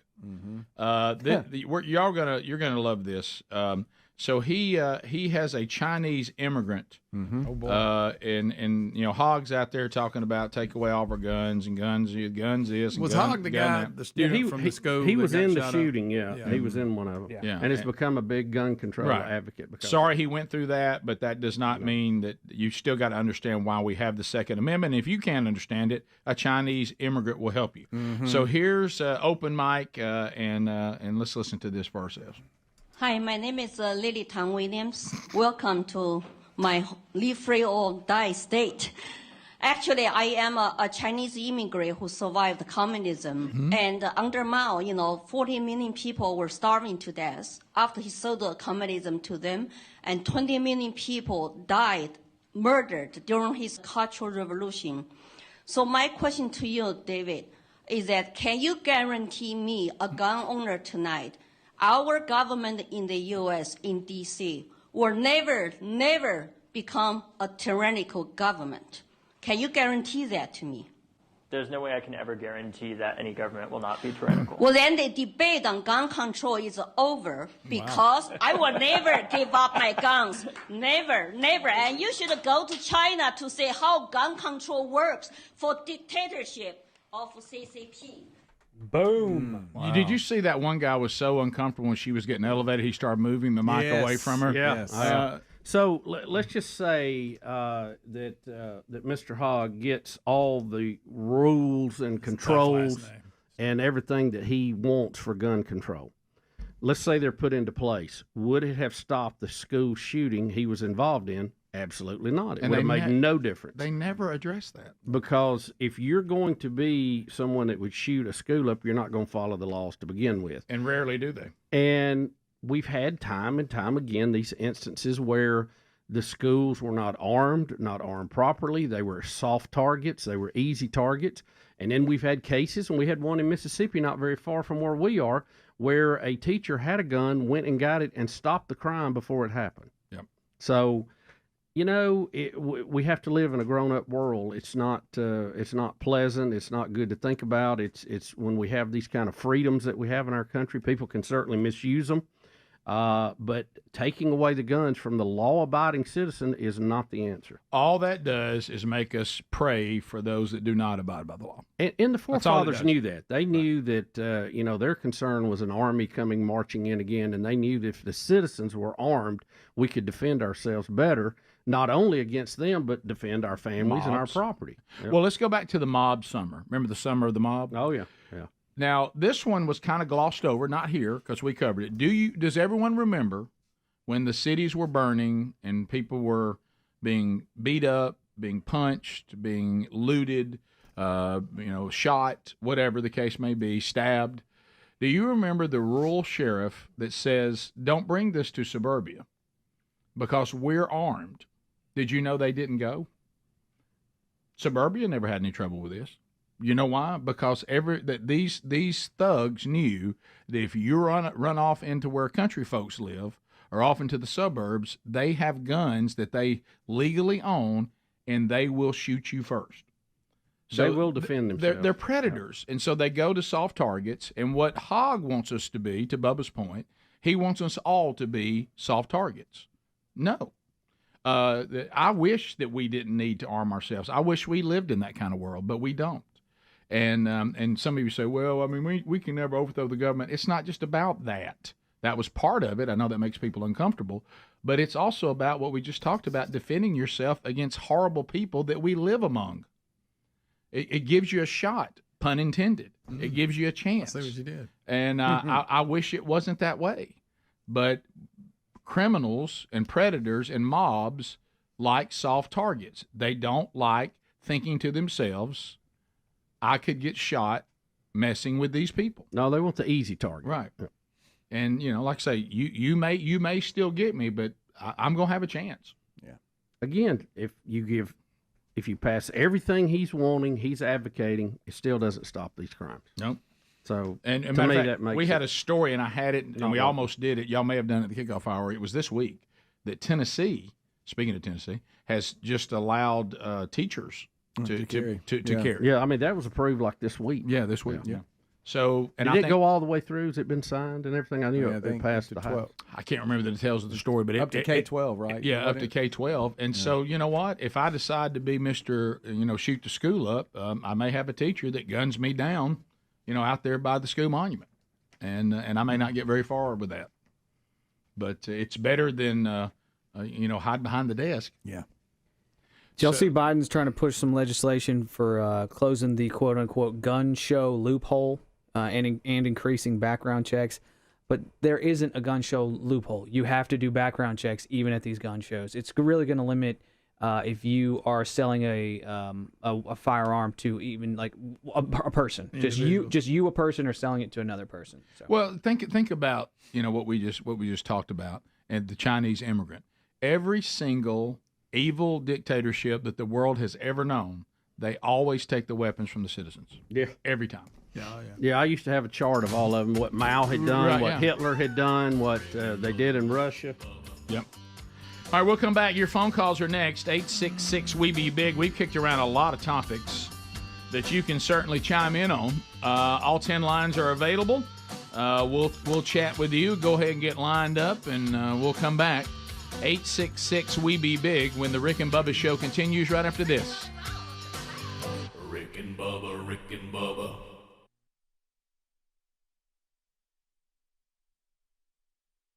How about that? Isn't that funny? Didn't quite get the chuckle you were looking for. Did not. Did she leave you on red? I got kind of a... You proud of your little fit last night? Oh, no, okay. Right. All I asked you to do was to lay on a blanket, look at stars. You made me feel bad about it. You complained. Bottom of the hour. Rick and Bubba, Rick and Bubba. So Georgia Senate race not looking good if you do not prefer the Democrats to two things standing in the way of the Democrats, modern day Democrats, by the way, that ought to scare you, to take this country where they want to go. Two things that are in the way is the majority in the Senate, and it is don't look good right now, Rick. Here's your latest numbers. Doesn't and look these may vary a little bit during the day. It looks like Raphael Warnock has defeated Kelly Loeffler. The last numbers at 99% of the votes in, 50.6% to 49.4%. The media, the news media, have called that election for him. So the Democrats pick up one there. The other race, incumbent David Perdue, 49.8%. John Ossoff, 50.2%. Still too close to call, but the Democrats have the lead, and 99% in. So I don't know where the other 1% is at this point. But, it was kind of similar, though, to a lot of the presidential elections. We went to bed, and it was going to be close. We knew it was going to be close. Both Republicans had a slight lead. We get up this morning, both Democrats have a slight lead. So I'm sure there'll be a lot of speculation on that again. But well, it feels Georgia's a very split state right now, and sadly, it's going to affect all of us. It feels eerily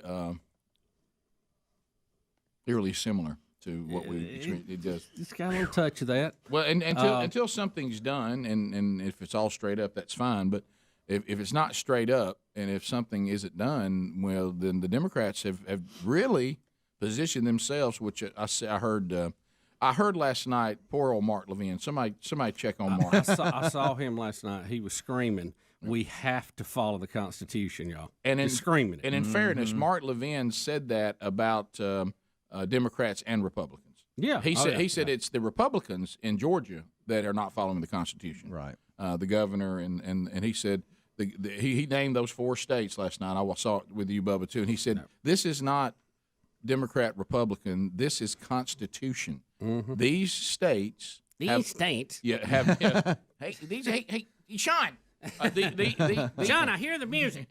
Sean, I hear the music, but I had to make that point.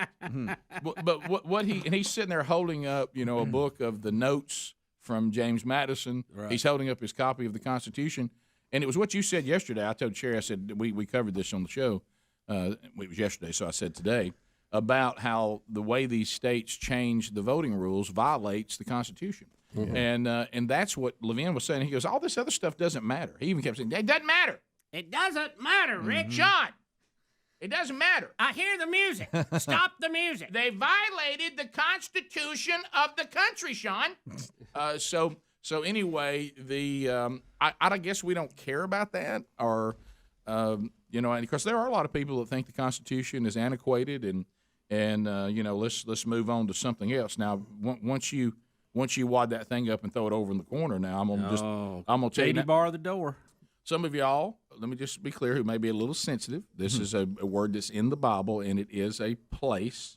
And I speak English. I'm gonna just tell you, if this thing gets wadded up and these barriers of the government get thrown away, all hell's going to break loose. Yeah. Mm-hmm. Yeah. Yep. I mean, it's just Rick, a tyrannical government out of control is what the founders did not want us to live under, because they'd done it and it wasn't pleasant. Well, Rick, I don't know if you've noticed, the country is in a giant wagon right now. It is. And we're sitting in front of a big hill, and we have no brakes. Mm-mm. There is no check now. No. The radical left can do as they please for 2 years. So 2 things. There is no circuit breaker. So 2 things are in play right now, and it looks like the Senate is now. If Perdue can hang on, then you've got to. He's got to find some votes in that 1% somewhere. Yeah. So he probably make them stick. Let's say that it ends like this. They get it. Okay. So now Isn't this where Floyd County needs to call up with a few more votes? Isn't that what some of them in Fulton and some of the rest? Hey, we found another.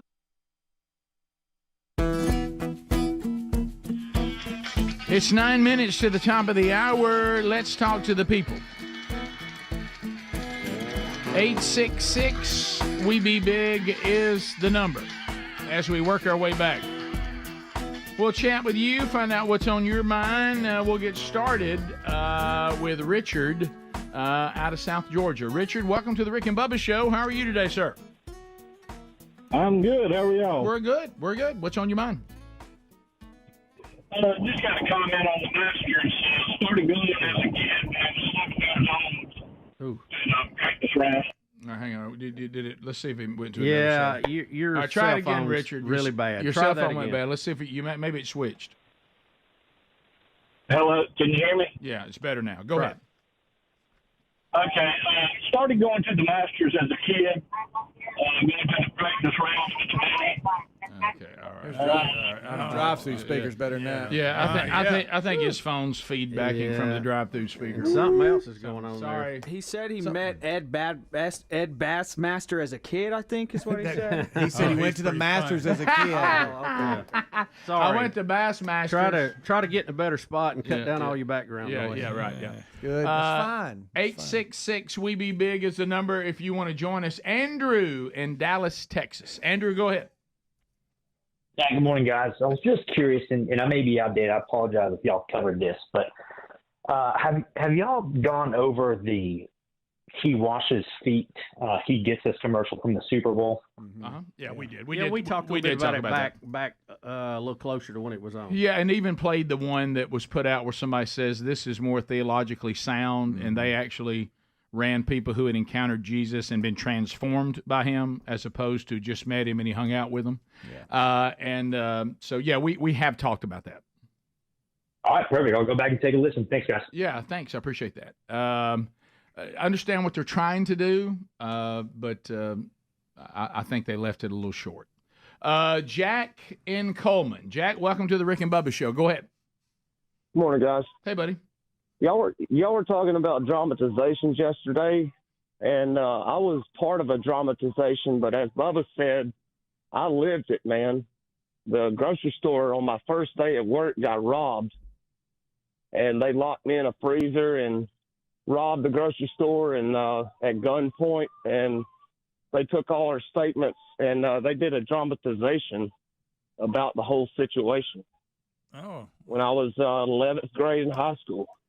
So they interviewed you, then they had somebody portray you in a documentary or a crime show? Yeah, did the person who played you, do you think they did a good job playing you?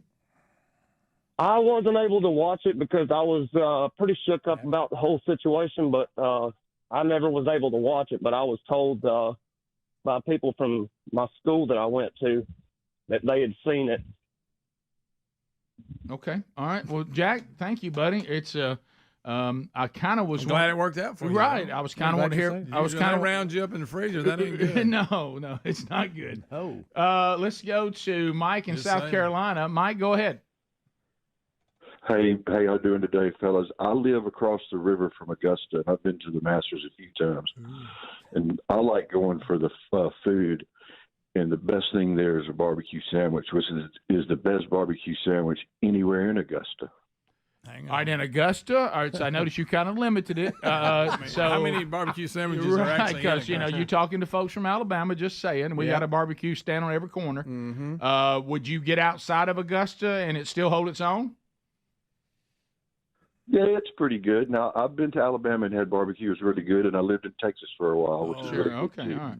Yeah, well, I will tell you this. I totally agree with you. If I walk into this beautiful course and somebody says pimento cheese sandwich or barbecue sandwich, it's going to be a real easy decision. Yeah, for me it would be. Or combo. Yeah. But this is tradition. Yeah, it's still a pimento sandwich, though. Frank in Pell City. Frank, go ahead. Frank. Hey, good morning, man. Hey, Frankie. First, I want to say thanks for everything you guys stand for, man. I don't know what I'm going to do when you're gone. Thank you. You always seem to say something that I need to hear when I need to hear it. Thank you. But just wanted to know if I could say good morning and thank you to my brother. His name is Brandon Jenkins. He's in Pell City at a dealership listening to you guys right now. You just did it. You sure did. Thank you, Frank. Boom. Appreciate that very much. Let's go to a Case in Hueytown. Case, go ahead. Hey guys, Green Acres. Thank you, buddy. Rick, I know you'd already.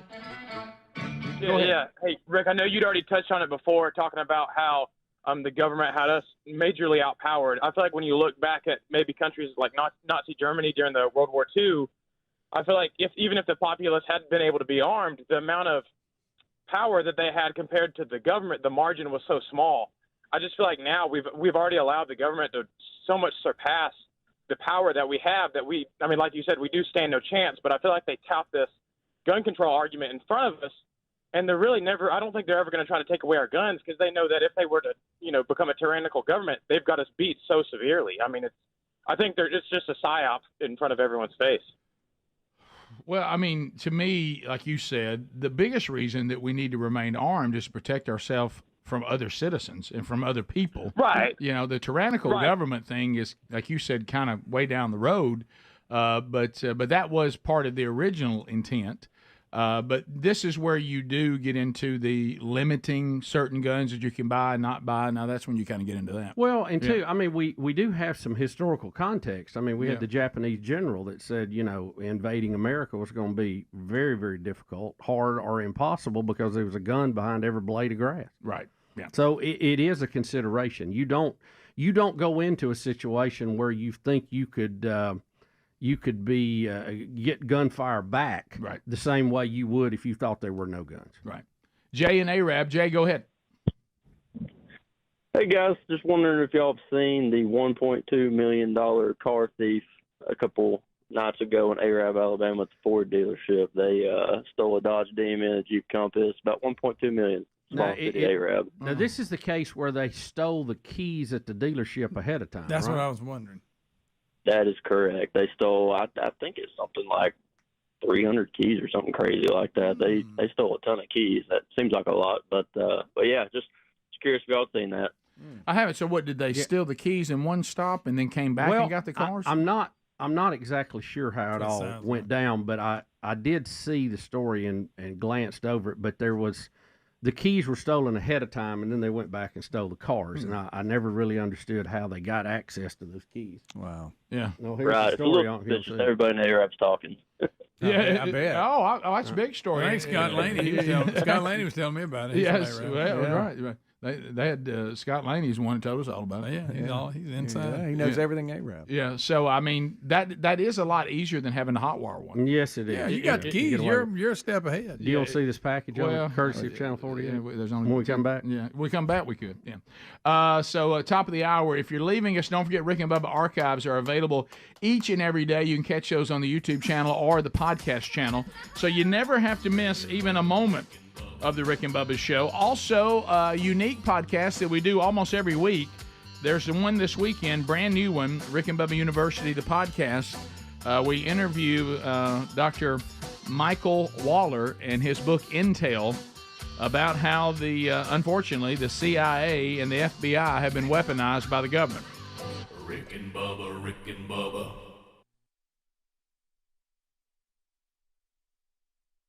Need you, Rome, Georgia. Yeah. Well, you know, I saw whoever that guy is on Fox that gets over to his mouth. Somebody find a box, and I mean quick. Well, he was making a point, and he said in these kind of elections, it's going to matter. He pulled out one rural county that is red in Georgia, and he said they're about 300 votes off from the last election. I don't know if did 300 people not participate this time, and I mean, he said these kind of elections, these 300s add up. Well, it's a lot like all of the elections you're seeing now. It's the city versus the country, and the city just has so many people piled in those counties.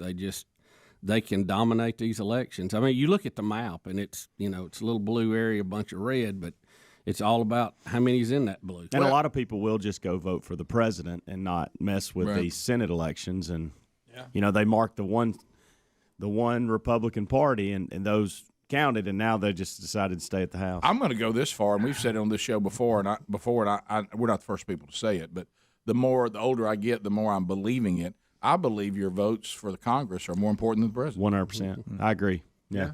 Presidents come and go. Yeah. Yeah, they're Christmas help for the most part. But let's look at the Congress. Look at all the characters on both sides of the aisle. The Mitch McConnells, the Nancy Pelosi's, the Schumers. Of course, Schumer wasn't up this time. The AOCs, the Squad, Tom Cotton. I mean, none of them changed. None of them changed. Yeah. The big players that you see on TV. To my point, the president changes all the time. It changed. None of the other players changed for the most part. I would say that the Nancy Pelosi's of the world have much more impact on my life than Obama ever did. Yeah. Or any Democratic president that I didn't agree with, on the big policies. So here's where we are. So if that Senate thing goes to the Democrats, and it looks like it will, okay, can we? One has Nope. been called. The other one is still razor thin, but the demos have the lead. And then we get down to now the certification today. Oh yeah, of the Electoral College. And we have Republicans that say they will object. Bubba brought the point yesterday, which was accurate. There were Democrats who objected in 2016, but their objections were overruled. And sadly, watching some of the Republicans who are ready to stand up today and try to stop it, you could tell they don't think they have. I mean, they're going to make their argument, but they said even inside the Republican Party, a lot of the Republicans don't have the stomach for this. And if the ones of them that were going to go with the Democrats today will overrule the ones who are going to stand up, and it'll just be figurative. It won't actually. Right. You know who I feel sorry for? Mike Pence. Yeah. Boy, he is between a rock and a hard place, and there's even arguments among, constitutional scholars about what he can and can't do, because we've never really got to this page in the back of the chapter, So, and Trump is already leaning on him heavily, but I know Mike Pence is a moral, fine man, so I don't have any doubt he'll do the right thing if it is to support Trump's effort in this or not. But what about the Constitution, Bubba? Mm-hmm. I feel like Pence will do what the Constitution calls, even if that's good or bad or otherwise. Well, I heard one of the I can't remember if it was a representative or a senator. I think he's a class act. I really do. I heard one of the guys that one of the reps that's going, or was the senator? Yeah, who's going to oppose it today, and he said, "Look, I know this pressure's been put on Pence, whatever." The vice president simply takes a piece of paper and hands it from one person to another. Well, and he was saying. But see, this is not a normal Senate break the tie kind of thing. Mm-hmm. He's presiding over all 500 members, and when you're a presiding officer, you have some things you can and can't do to, under Robert's Rules of Order to move things forward or slow them up. So. I don't know. Look, this is great civics. We'll get a great civics lesson. Yeah, and I don't know the answer. I just know that the guy last night was kind of saying Pence doesn't have the power to do much with this. Well, now Trump's acting like he can do everything. Well, he was kindly saying that Trump was wrong. Yeah. You know what's funny though? Some of the people who are going to object today, it may surprise you a little bit, and some of them who are not going to go with those Republicans, who are usually some of the firebrands, are not. Yeah. Tom Cotton is one of them that said he won't support it, and he's a hatchet guy on the very front who wants to be president, by the way. So it'll be strange bedfellows today. I tell you, watching the governor of Florida, I hope he makes his way into. That reporter tried to get on him, didn't you? Well, I just like the way he's handled everything, and the Democrats hate it because he's actually carrying on with life. Rick and Bubba. I'm checking email, and I realized, again, we were gone, and we do know things.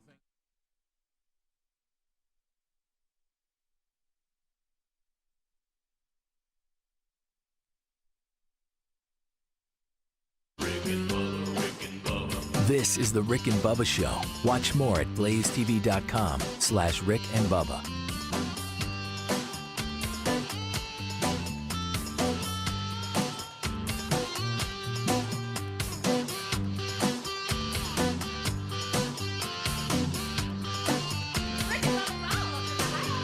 Rick and Bubba, Rick and Bubba.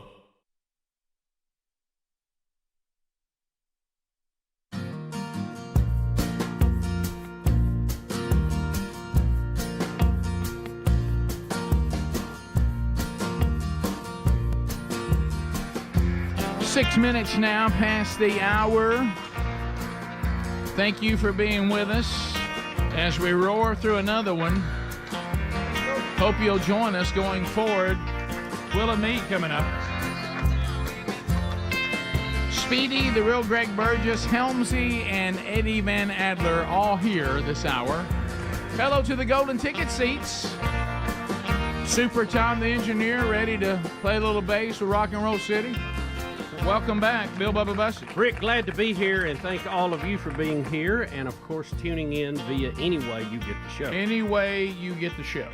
So, Bubba, we were going to the break, didn't have time. Someone called up and asked us, had we heard about the car theft These were automobiles. He said, didn't he say that it was over? It was a big number. Big number. But what was interesting about this is that there was they stole the keys to multiple vehicles, and I guess just picked a couple, and they were able to take them away. And we didn't know how they ended up with the keys. Was this? I got the keys, then I came back for the cars. Did I go get the keys, go out and get the cars? So we'll see if this tells Channel us. 48 is going to share. Yeah, let's see if this tells us. Well, Liz, out of all the cars inside this building, officials believe these thieves targeted the most expensive ones, and the employees I talked to here all felt the security was very strong before this incident started, but officials say these thieves were just simply too much to handle. General Sales Manager Nick Dukes is still puzzled over a break-in at North Country dealership. Whenever you start doing the mathematics of the amount of money that it's costing to replace not only the vehicles but the keys that's stolen, it's pretty incredible. The target of the break-in, 8 high-end vehicles, the dealership's nicest vehicles. And it's the highest of the highest end. You know, they're not going for necessarily Lambos because not a lot of dealerships around here have that or anything, but it seems like they're able to get into the dealerships. They know exactly what they're doing. They're able to break into these key machines, pry them open. Dukes believes the thieves broke into a service bay window, broke into the key vault. May have put the bar there and pushed it open. You see the prize. Stole 300 keys and used the keys to steal 8 vehicles. Normally, he says this would have been caught on the dealership's security cameras, but he says these thieves are professionals. It looks like they tapped into our IP address and was able to shut the cameras down. The work of the thieves caught Police Chief Shane Washburn's attention. I've been here 24 years. I've never seen something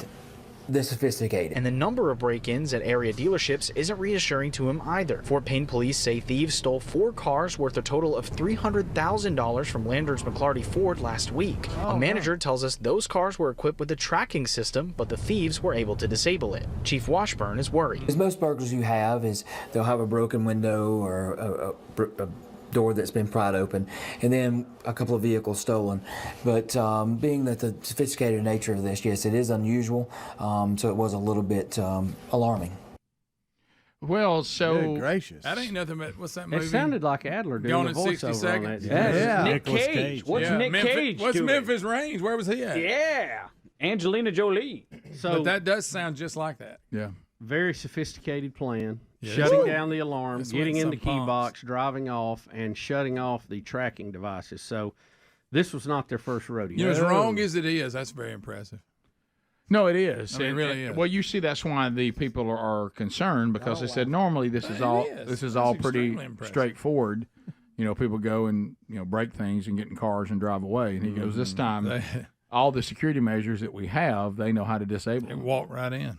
And know how to get the keys. Man, them cars are long gone. Oh yeah.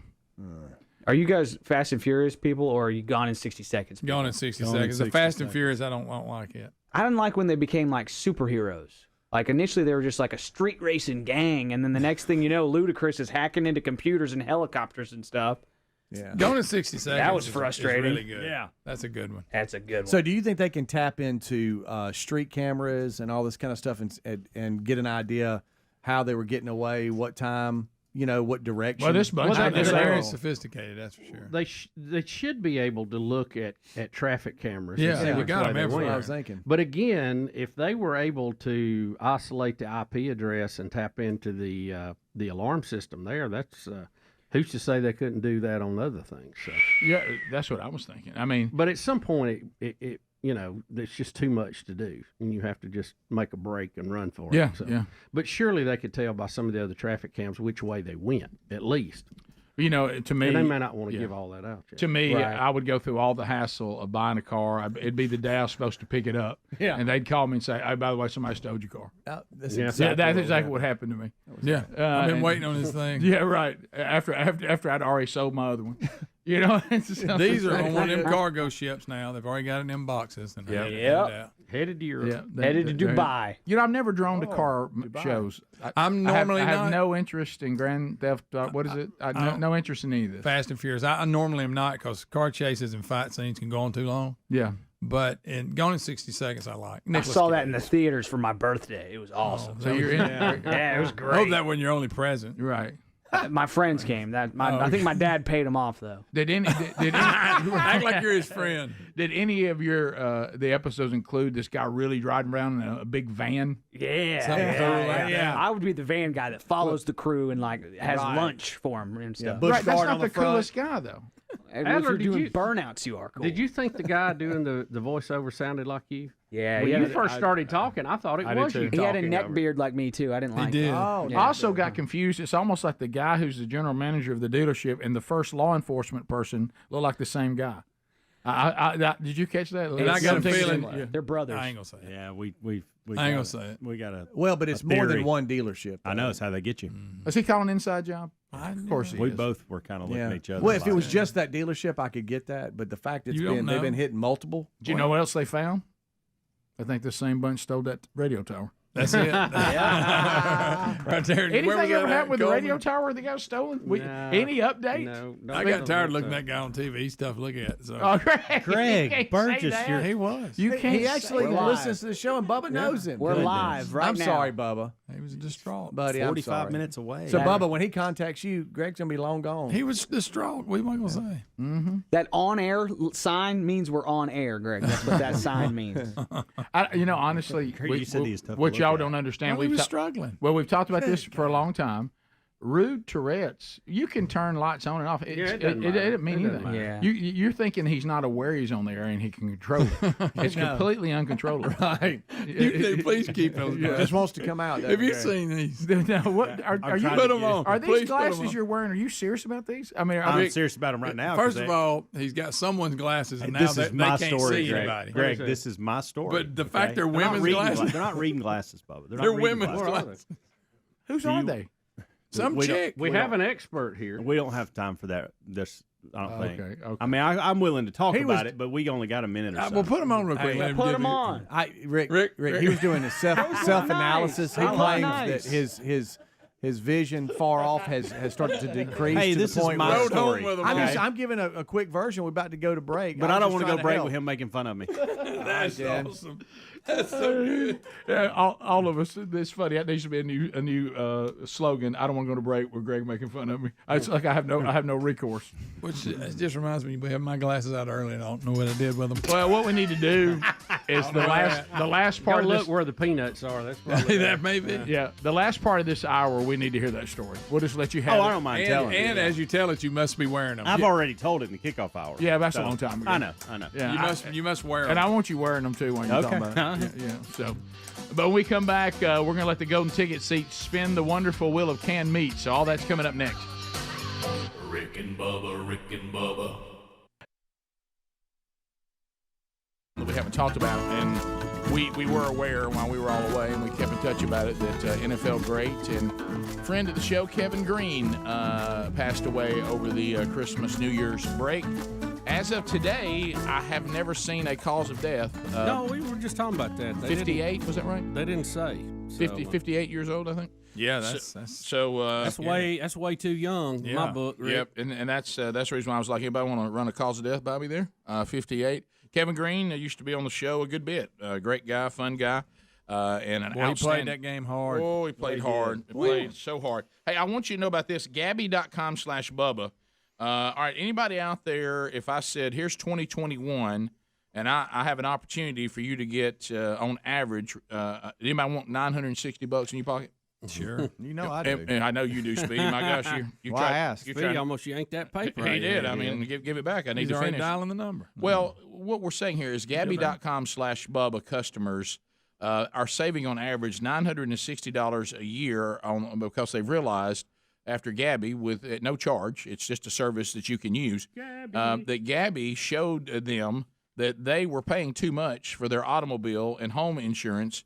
They got the same coverage. They just got it from somebody else at $960 on average less. So if you'd like to find out, and the odds are, I just got to tell you, as your friend here, you probably are overpaying. Because I didn't put a lot of research into my automobile and home insurance. I'm just being straight up. I was just, like we said, it's whoever your mom and daddy used. You just want to get it done and get it over with and get your mortgage done, then get this car off the lot, whatever. And be sure that nobody, you're doing what your state requires a lot of times with car insurance. So why don't you go to Gabby.com, GABI.com/Bubba, or rickandbubba.com under the sponsors. It doesn't cost you anything, okay? There's no obligation or anything like that. They'll put 40 different insurance companies up, and they'll show you the exact same coverage you need, what it would cost with them. And then if you have the best, great. If you don't, save some money. All right, so we talked a little bit about the what's going on with the Electoral College today, and then we talked about the Senate races in Georgia, and all of that is working itself out. We will probably, let me ask you this, Bubba. So when we come back to the show tomorrow, if the Electoral College is certified, okay, and these Senate races are over, is it official? Democrats tell us to eat it. I think she's a done deal. Yeah. So tomorrow could be. Do we say eat it, cram it? We could all the above. We could wait. Any of them work. We could wait closer to the 20th for the inauguration, just to have a little spirit with it, So we'll really enjoy it. Yeah. So I was sitting here looking at how it's all going to play out today, and we all know that Pence is going to be the one that has roll call, and they'll start in alphabetical order. Of course, with Alabama, then Alaska. The first objection is going to come when they announce Arizona, and it's going to come from Ted Cruz. And Cruz will object to Arizona and focus on creating the Electoral College Commission to audit the results. And then that's where it's going to start. Yeah, and as Bubba said yesterday, this was attempted by the Democrats in 2016, but if you don't have the numbers – yep, you gotta have the numbers. Everybody just says appreciate your disagreement and let's keep moving. Ted has a pretty good idea. I don't know that commission could actually influence or change this election, but just to put all the accusations, rumors, innuendo to bed, to have a commission with 5 Republicans, 5 Democrats, and 5 members from the Supreme Court just to look into all this and kind of put a bow on it. Well, and I don't think that would hurt anything, do you? No, I think the team here will agree, and if not, y'all certainly can disagree. I respect your opinions, but I think when you look at the Republican Party, and we've said this for years, and I thought that may be changing a little bit when the bulldozer arrived, but again, the bulldozer even upset Republicans. Okay? The bulldozer tore up some of the flowers that nobody wanted tore up. and I tried to do something as an American citizen and as a person it's kind of an odd concept.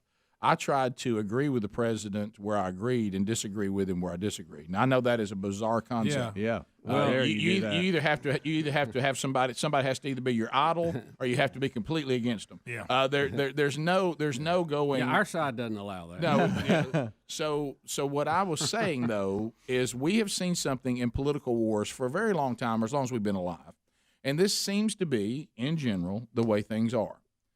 Democrats are tougher than Republicans when it comes to meanness, okay? Democrats, you can call them communist, you can call them evil, wicked, the spawn of Satan. Thank you for being with us today.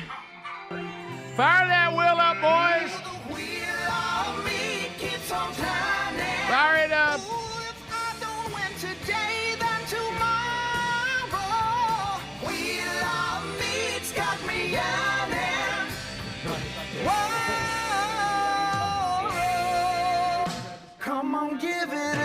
It is the wonderful wheel of now canned meat.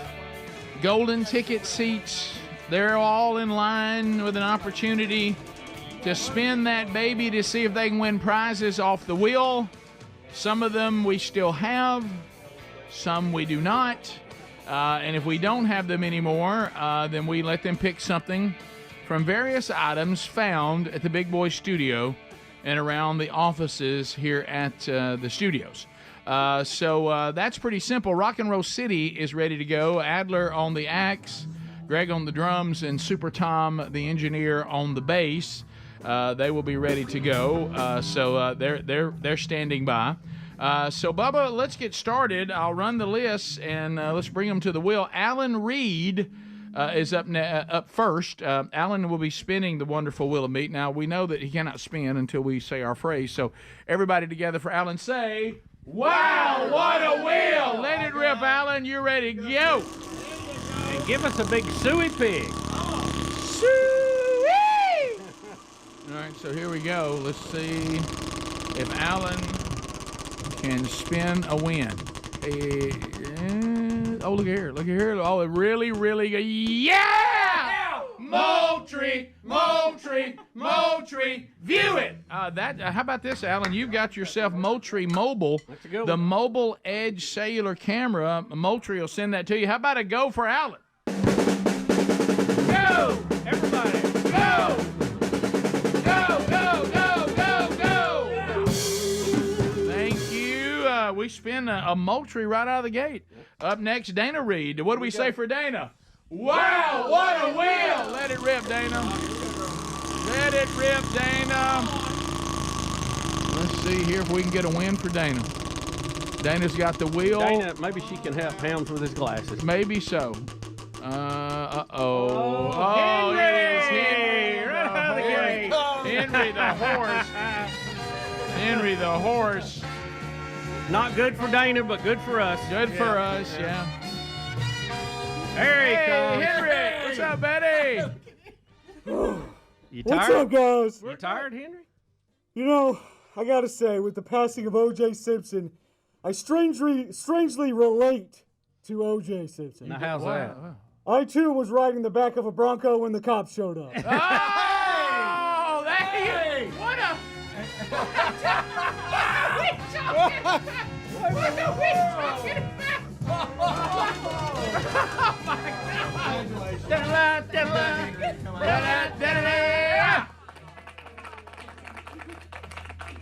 Well, there you go. There you go. You're going to have to up that blooper insurance. I tell you. Woo! So let's now bring Amanda Tierce. Hey, Amanda Tierce makes her way to the wheel. What do we say for Amanda? Wow, what a wheel! Let it rip, Amanda. Let it rip. All right, here we go. Amanda. Topaz, Topaz, Topaz. Try it. Try it. I don't think this shirt exists anymore. I think we're out of this. So Amanda, come over here. There's various things that you can have. Yep. Quite a lineup. Quite a lineup. Big Boy. Yeah. I don't know if you're a Mississippi State fan. We have a cowbell. Yeah, Bubba Bubba brought the book. yeah. Larry the Leaf. Yeah. We got the. Is the Seuss hat in play? Yes. Okay. Yeah, the Seuss hat is in play. All right. Okay. There we go. And we got a little bit of hair on it. Yeah, that's fine. yeah. There she grabs the Man Church T-shirt. So there it is. How about a go for Amanda? Go! Go! Go! Go! Go! Go! Go! Scott Tierce will now make his way to the wheel. Hello, Scott. What do we say for Scott? Everybody! Wow! What a wheel! Let's go, Scott. A big spin, I mean. We won't have to grease it after the show today. Let's see. Here we go. Okay. Mug, mug, mug. Drink it. I believe that's sold out as well. Yes, we don't have it. Okay, so now we come here and you know, Scott, just if something speaks to you, just reach out and grab it there. We got to go with Big Boy. Big right? boy, big boy. It's kind of like a bank. Look at the back. You can put your change in the back of his head. Yeah. A big boy for the Big Boy Studio. That's where all my money's going. There it is. There we go. How about a go for Scott? Go! Go! Go! Go! Go! Go! Go! James Ring makes his way to the wheel. What do we say for James? Wow, what a wheel! Let it rip, James! Here we go, James! Let it rip, James!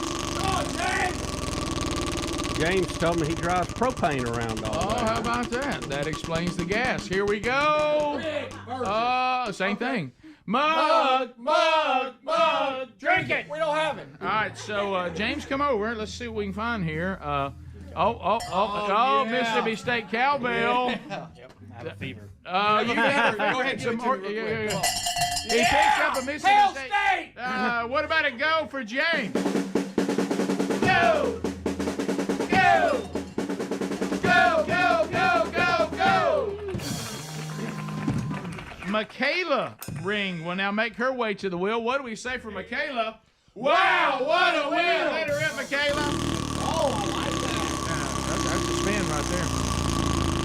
That's a spin right there. Come on, Michaela. Come on. Oh, look at here. Look at here. Look at here. Look at here. Yeah! Moultrie, Moultrie, Moultrie. View it. So, Michaela, do you hunt by any chance? No. I You do don't? not. Would you like to have one of these Moultrie mobile cellular cameras? Sure. I have plenty of family members who would fight over it. James, kind of a bonus day, maybe. Yeah. If Yeah, they pick up a little something else, got a cowbell and a camera. Yeah. Oh. All right. So congratulations. How about a go for Michaela? Go! Go! Go! Go! Go! Go! Go! Yeah!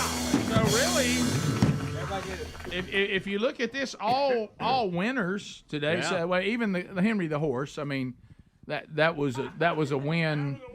Yeah, Greg. Let me tell you when you need to be concerned about your bit. If Greg loves it. Yeah. Okay. I mean that's And he hadn't always had his appeal. And you're probably okay if Greg likes it and others like it. But if everyone else is uncomfortable, but Greg is celebrating and he's be out there careful. on his own, that's when you got problems. I ran it by him. He gave Well, me the I'm green sure light. you did. Okay. I'm sure. Well, Rick, you going to give Rock City a little airtime here on the radio? Whoa, really? Oh, wow. Okay, we got about 45 seconds. Okay. Rock and Roll City is going to be playing, of course, in the break for the tubers, but right now, like Bubba said, for the rest of the audience. Count us off, Greg. Here we go, brother.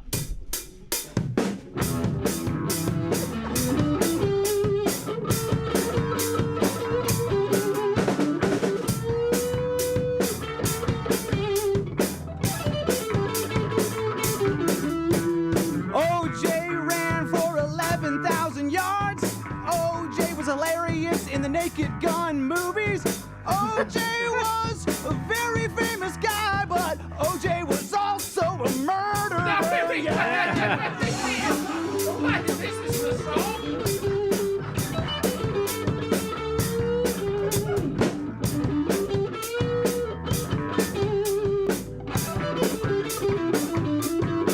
Rock and Roll City is jamming, so That'll continue for you YouTubers. Tubers, you enjoy that in the break. There they go. Rock and Roll City, America's favorite house band, now with Super Tom on bass guitar, a solidified member. We'll come back. We still have more to cover before the hour is over. Congratulations to our Golden Ticket seat. Somebody in the Golden Ticket seat still has a $50 American Express card from Dr. Dudney still to come. Rick and Bubba, Rick and Bubba. Check, hey. Let's play something. I'll play one of the two beats I know. Yeah, Greg. Actually, Tom, I think Tom was going to try to teach us something. All right, go, Tom. Here's a cool exercise I worked up. What's a cool exercise you worked up? You wrote this? I stole it, actually. You stole it. Okay, Well, okay. whatever. There we go. Oh, yeah.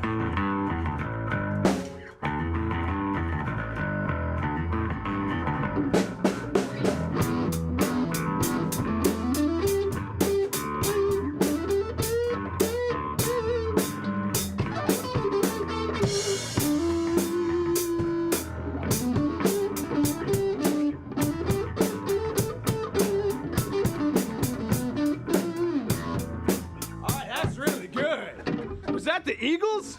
My gosh. That was something Tom made up. Yeah, a little something you wrote on the way here. Tom, if you keep practicing, you're going to get kicked out of the band. Yeah, come on. 3, 4.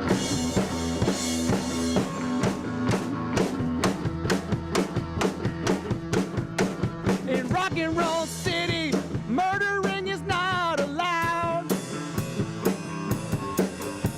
In rock and roll city, murdering is not allowed. If you murder someone in rock and roll city, we will be mad at you. And we won't just act like it never happened. Just, randomly, for example, go, Greg, go! Yeah!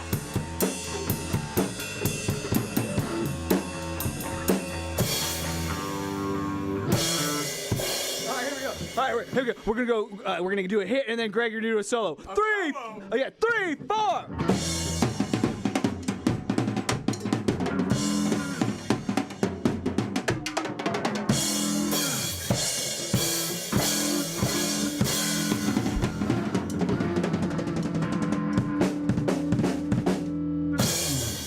Welcome to Rock and Roll City, where murdering is not allowed. That's the only rule. That's the one rule we have. One rule. I like your OJ song you made up. And they don't care. They keep on pushing their agenda forward, and they really don't care if you oppose them, what you think about them. Yeah. Fair? Mm-hmm. That is correct. Now, Republicans, they don't have that kind of stomach. They don't even like their own candidate if he's a little rough around the edges, okay? And they don't. It's almost like Republicans say the worst thing that could ever happen, even if I have to lose the Constitution, is for somebody to think I'm mean. If somebody thinks I'm mean, or they've called me a racist or a misogynist or a homophobe, I just can't live. Even though I don't think I am those things, right? I don't. Even though you may know you're not. Yeah, those and things. you can't prove that I really am those things. But if you start throwing those words at me, it makes me uncomfortable. Yeah, nobody wants to be. Yeah, and so here's what's happening this time with this. Swing and the Democrats know this. Now they will pretend, as they're already doing, and Bubba made the point yesterday, that they didn't oppose the election of Donald Trump at all. They'll pretend the dossier didn't happen. They'll pretend all these attempts to overthrow him never happened. The ongoing that the election was not legitimate. They'll pretend they never did any of that. I guess because what they'll do is they'll say, "Well, now you're going to be the kind of person that's going to try to stop an election from going through." And what the Republicans say, "We can't be those people." Yeah. Oh, y'all going to try to make trouble? Well, we kind of think the Constitution was violated. Oh, really? So so what you're doing is you're digging in. You're trying to declare a police state. You're trying to be. They'll call you what they are. Yes. You're trying to be. Hey, you're trying to be a tyrant. No, Rick, you're trying to be a Rick, king. You're trying to overturn the will of the people. Right. Now, The will of the people got trampled when you bringing those boxes in. Right. Now look. But, I mean, look, heck with that. Again, I'm a modern day Democrat, so I forget that I didn't like the will of the people. Right. I'm a Democrat. I like the will of the people when it goes my way. Now, if it doesn't go my way, but if you oppose, but if you lose an election, for you to say, "Hey, I don't really like the way this went," so you're going against the will of the people. You know what? And they never use the republic because they're Democrats. The democracy, our democracy is in play. They'll throw around the word democracy. I mean, they'll just throw it around as if they have any idea. I mean, if they could get both hands on it, they put it in the shredder now. And so, I love when they have to hold it like it's special. Right. So until politically modern-day Republicans are willing to fight, modern-day Republicans right now are willing to lose as long as nobody thinks they're mean. Well, you're going to see that today. And what they don't get is that you're hated for not being a Democrat, period.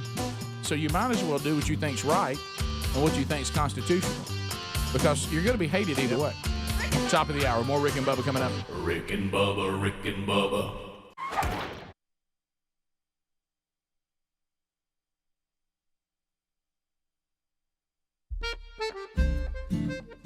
Patriot Mobile giving us all a choice now. When you're dealing with your wireless service, you think some of these companies that I'm dealing with, I really don't share their worldview and their ideology, and I just don't feel like I have a choice. Well, you do. Patriot Mobile is the only Christian conservative wireless provider, and when we say only, I do mean the only. So if you want to make your phone money matter, start spending your money with a company who shares the same point of view that maybe you do. And they've been doing this for a decade. I didn't realize they'd already been around 10 years. PatriotMobile.com/Bubba. Go there right now.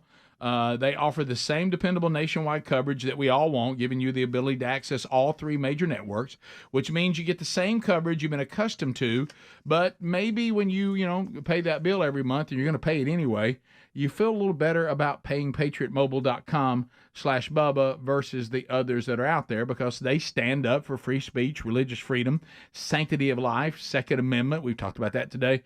They support the military. They support our veterans, and first responders are considered to be the heroes, which they are.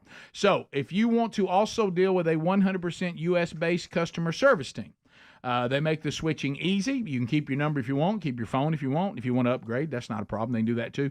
They also want to help you find the best plan for your needs. So join all of us that are moving to PatriotMobile.com/Bubba, or you can call them 972-PATRIOT. Use the code Bubba. There's also a link at rickandbubba.com under the sponsors button. So, Bubba, a couple things.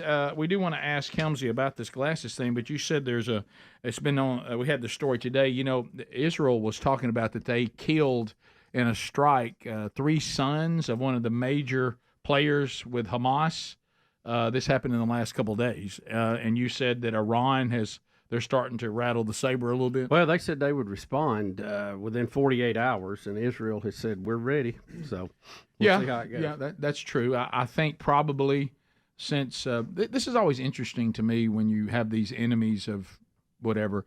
You know, when someone declares they're your enemy and they declare they want to wipe you off the face of the earth, was this comment here necessary? So we kill the 3 sons of a major player that y'all support. Yeah, I guess that probably would upset you. We thought about that when we killed them. But your response, you've been saying you want to wipe us off the face of the planet all the time. Why would this be a new statement from you? You know, just same old stuff we've heard right. Since the 70s.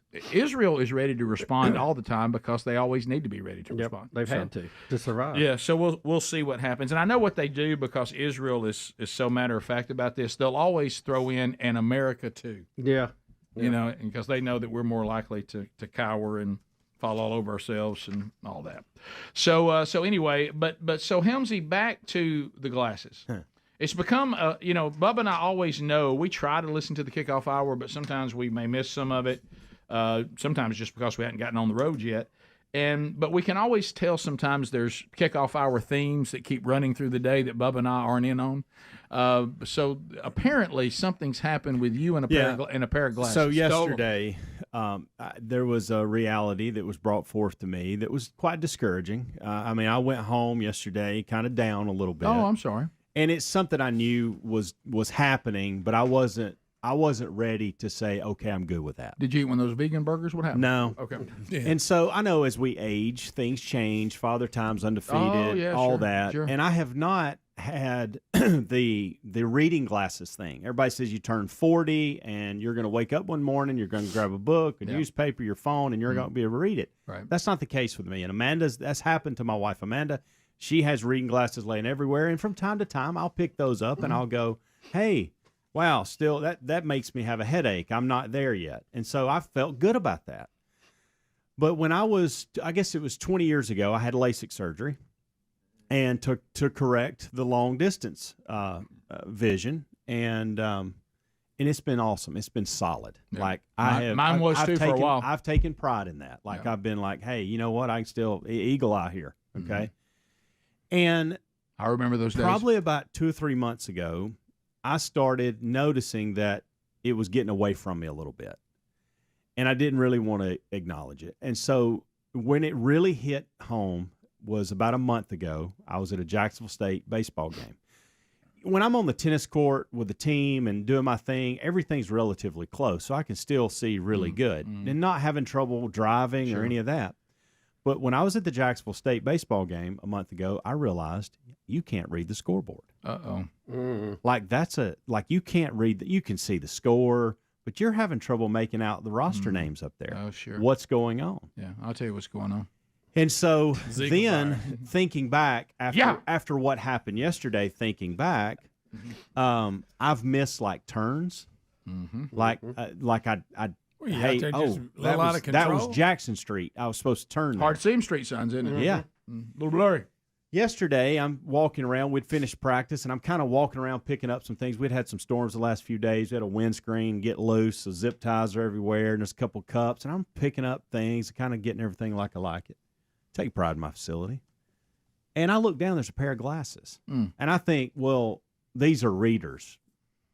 So I put them on, and I'm like, holy crap, I can see. Oh, yeah. Like, this is phenomenal. Oh, yeah. These are not readers. Oh, yeah. These are prescription. And then it hit me. These are women's. Then it hit me. Wow, you really have lost your sight. Get your look. So you need straight up glasses. Straight up. Yeah. I just keep straight up glasses. Those and don't look bad on you. So for instance, no, they don't look bad at all. For instance, like right now, I can't read that bottom leaderboard on the TV there. Right. But I put these babies on. It shines like new money. I can see every word just as plain as day. I got bad news. I think I got pretty good distant eyesight, and I can't read it either. Uh-oh. Well, but I mean, I'm just saying these make me read it. I mean, Yeah, somebody's looking and I for those could see today. like They when look I- good. when Greg, I now was- he's going to have to return them to one of the women on Well, the Golden Bachelor. So when, yeah, give her glasses. on the way home, baseball team was actually playing, and I put them on. Please stop and wearing kind of those. looked out the, and I was like, oh my gosh, how I they read look. everything on the scoreboard. Whose It's glasses are fantastic. these? I don't know. There is a name, and I don't want to. Rick, I don't Well, want. you can't read it without them on. Rick, it's the manufacturer, and he thinks it's the name. It's not. It's not the main. It may be. I don't know too but many people that put their Rick, name. somebody on named it. Oakley was wearing I it. think. I think it is. Who's something- Ray-Ban? I think some people do get their name put on their glasses. Really? Yeah, I think that is. You a want me to thing. look at it and see if And it so I don't want to read. I don't want to read the name out. Well, I But wasn't I gonna looked read this it. person up on Instagram, and I think I have their glasses. What if they're watching right now and they look and there's their glasses? Is it a chick? Yes, it is. Rick, of course Yes, it's it is. a chick. Well, It is a look woman. at I just wanna them. confirm. It is a Look woman. at them. They're that turtle I know, thing. I know. And so, but like the name brand and models here and here, and then there's a specific name that I thought, well, that's like say that's that. a woman's We have name. an optometrist here. And that can so- tell you. Yeah. Oh, really? Yeah. Okay. Well, Should he just be putting on other people's glasses? I don't think that's good. Think how much that person. I will say this: I can see better. Of course, you took them. And you look sharp. I wasn't going to leave them. They were just saying- laying on the concrete. I was not going to leave them there. Took them. So, Somebody at Jack State right now is going. Hey, they're tearing their car up, their house up. buttholes. I've reached out to them. Okay, I've found them on Instagram, and I've reached out to them. I'm waiting on a friend how request, are so you I gonna can see? say Right. I think I've Right, got your. I right. think I've got your How are glasses. they going to stay cocky? Right. I left them hanging on the fence. No, I'm sorry. I took them. Rick, don't forget you drove home with them on. Yeah. I love it. No, listen. It I was wish I could seeing. pass Hey, him, it dude. was like a whole new world. Well, two things have happened. Okay, two things are happening. I had the same thing. I was nearsighted when I was like in junior high, and when LASIK became available, I had the LASIK surgery. Could see fine for about 20 years. Yeah. Just what you're talking Yeah. about. And when you know that you're aging, two things: when you can't see because of the aging of the eye, not something people can fix. And two, you wear women's glasses and not care. Yeah. So those You're so thrilled Well, you can see. I have Bubba and I have a mutual friend, Roderick White. His wife is an eye doctor, and I've already reached out and said I need an appointment when we get back from Miami. I'm gonna go. Unlike Greg, I'm gonna get some glasses. Because I won't be able. Like, this is all new for me. Like, I did not realize I'm missing out on so much. See, it was worse for You me. know what I It mean? looks like I'm looking through jelly. Do you normally Like, go around oh, picking wow. up stuff and putting So it you're on? going to Miami. So but same thing happened to me, and I know, and you're going now our guest in the audience is going to say you're right. So I was in there getting an eye exam when I was just doing reading glasses, and some of your colleagues, this is really great what y'all do, and it just happened to you. He said, you can see good enough to function, but would you like to see how you could see? Yes. If I gave you some prescription glasses. And, of course, once you see that and you realize how much you're missing, they've got you at that point. Oh, yeah. You know, Seeing then you street just start signs. picking. Then you just start picking out glasses. I tell you when it stood out, Greg, because you and I travel this same road. On 77 yesterday, I was seeing things that I was like, oh my God. I'm glad you didn't go past Wynona's daughter. Saw so much. Hey, You took your glasses off for that. hey, it's you got one more segment. That's pretty good. That's so good. You be wanting. Well, I've never noticed that. Greg, it'll take those glasses. Get them off. Get them off. Wow. Oh, I can read that side. I'm going to give them back if they want them back. And I'm going to get me some new ones. No, you need to do that style. We'll be back. Bubba, Rick and Bubba.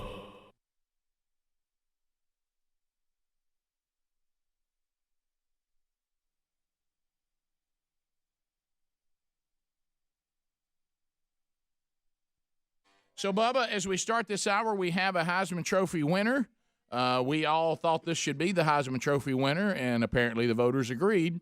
And it really wasn't that close. Devontae Smith takes the Heisman Trophy last night. You know, very deserving. He, I don't know that there's a more exciting player in college football right now. When he gets his hands on that ball, look out. Oh, yeah. Here he goes. He's And- going up the field. And he seems like what I love about him when he gets it, he really is not satisfied with just where he caught it. He's going somewhere. He wants to go to the house with it. Yeah. He works hard. He tries to outwork anybody on the team. He puts the work in. He seems to have some humility about him. Greg said that was actually kind of these virtual things. I just and I think we're overdoing It's it. enough to make you get a vaccination. Yeah. Isn't But my favorite is when everybody is spread out in the room and wearing masks. it? I mean, and that's almost makes as much sense as the mask outside people. But we could have done something better than that on the Heisman Trophy. You could. I have missed it. I don't even know You could what at least happened. spread out some of the past winners, instead of having them all on a little screen. Yeah. This thing. Some of them looking sharp. Let me tell you what I cannot stand is that the whole Zoom Brady Bunch thing. Yeah. Where like I'm watching a game and nobody's in the stadium, and then they show me fans sitting home. Yeah. Oh, I love that. That is so the fan stupid. one's the worst one. Hey, that's so stupid. Virtual fans. Hey, look, that is so stupid. It is. And we could have done a better job with that last night. If you want to know what it was like, Helmsey, just go back to the NFL draft. If I remember, we all watched one by maybe half a round, and we were like, "Well, I can't watch this." I mean, there's a delay. People, their family gets excited, like 20 seconds after I've already heard they're getting picked. They sit there and they first call it out. The first draft pick, you're going to be a multimillionaire. Look, and everybody's sitting there going. And all of a sudden, they look at them guys like. It's almost like, I hate to say it, this is a terrible example, horrible example.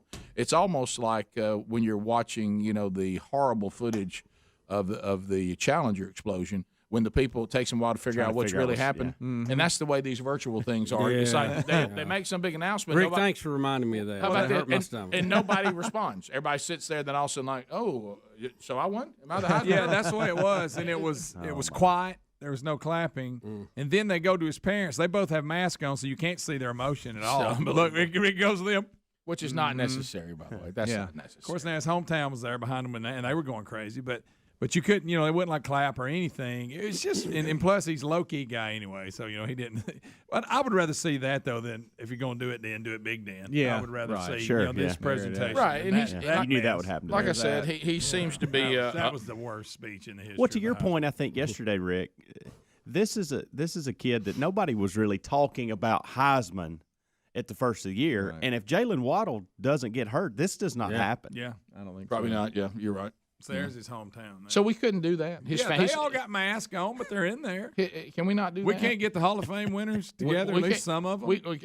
In fact, I think we I- can I spread them miss- out a little more. I don't know about that may y'all. be a super spreader. How hard is it? I don't know about y'all, but I miss Billy Sims screaming. Was it Boomer Sooner? Boomer Sooner. You hate that he couldn't experience coming on stage with all Yeah. them. And look, And we 2020, there's could've. nothing right about this past year as far as normalcy. No, you're And right. so this is just another example. Guys, I'm going and- to be honest. His hometown, they're going to have a lot of cases today, or within a week. No, Within a week. Not many Look at 'em. masks. Please look at them.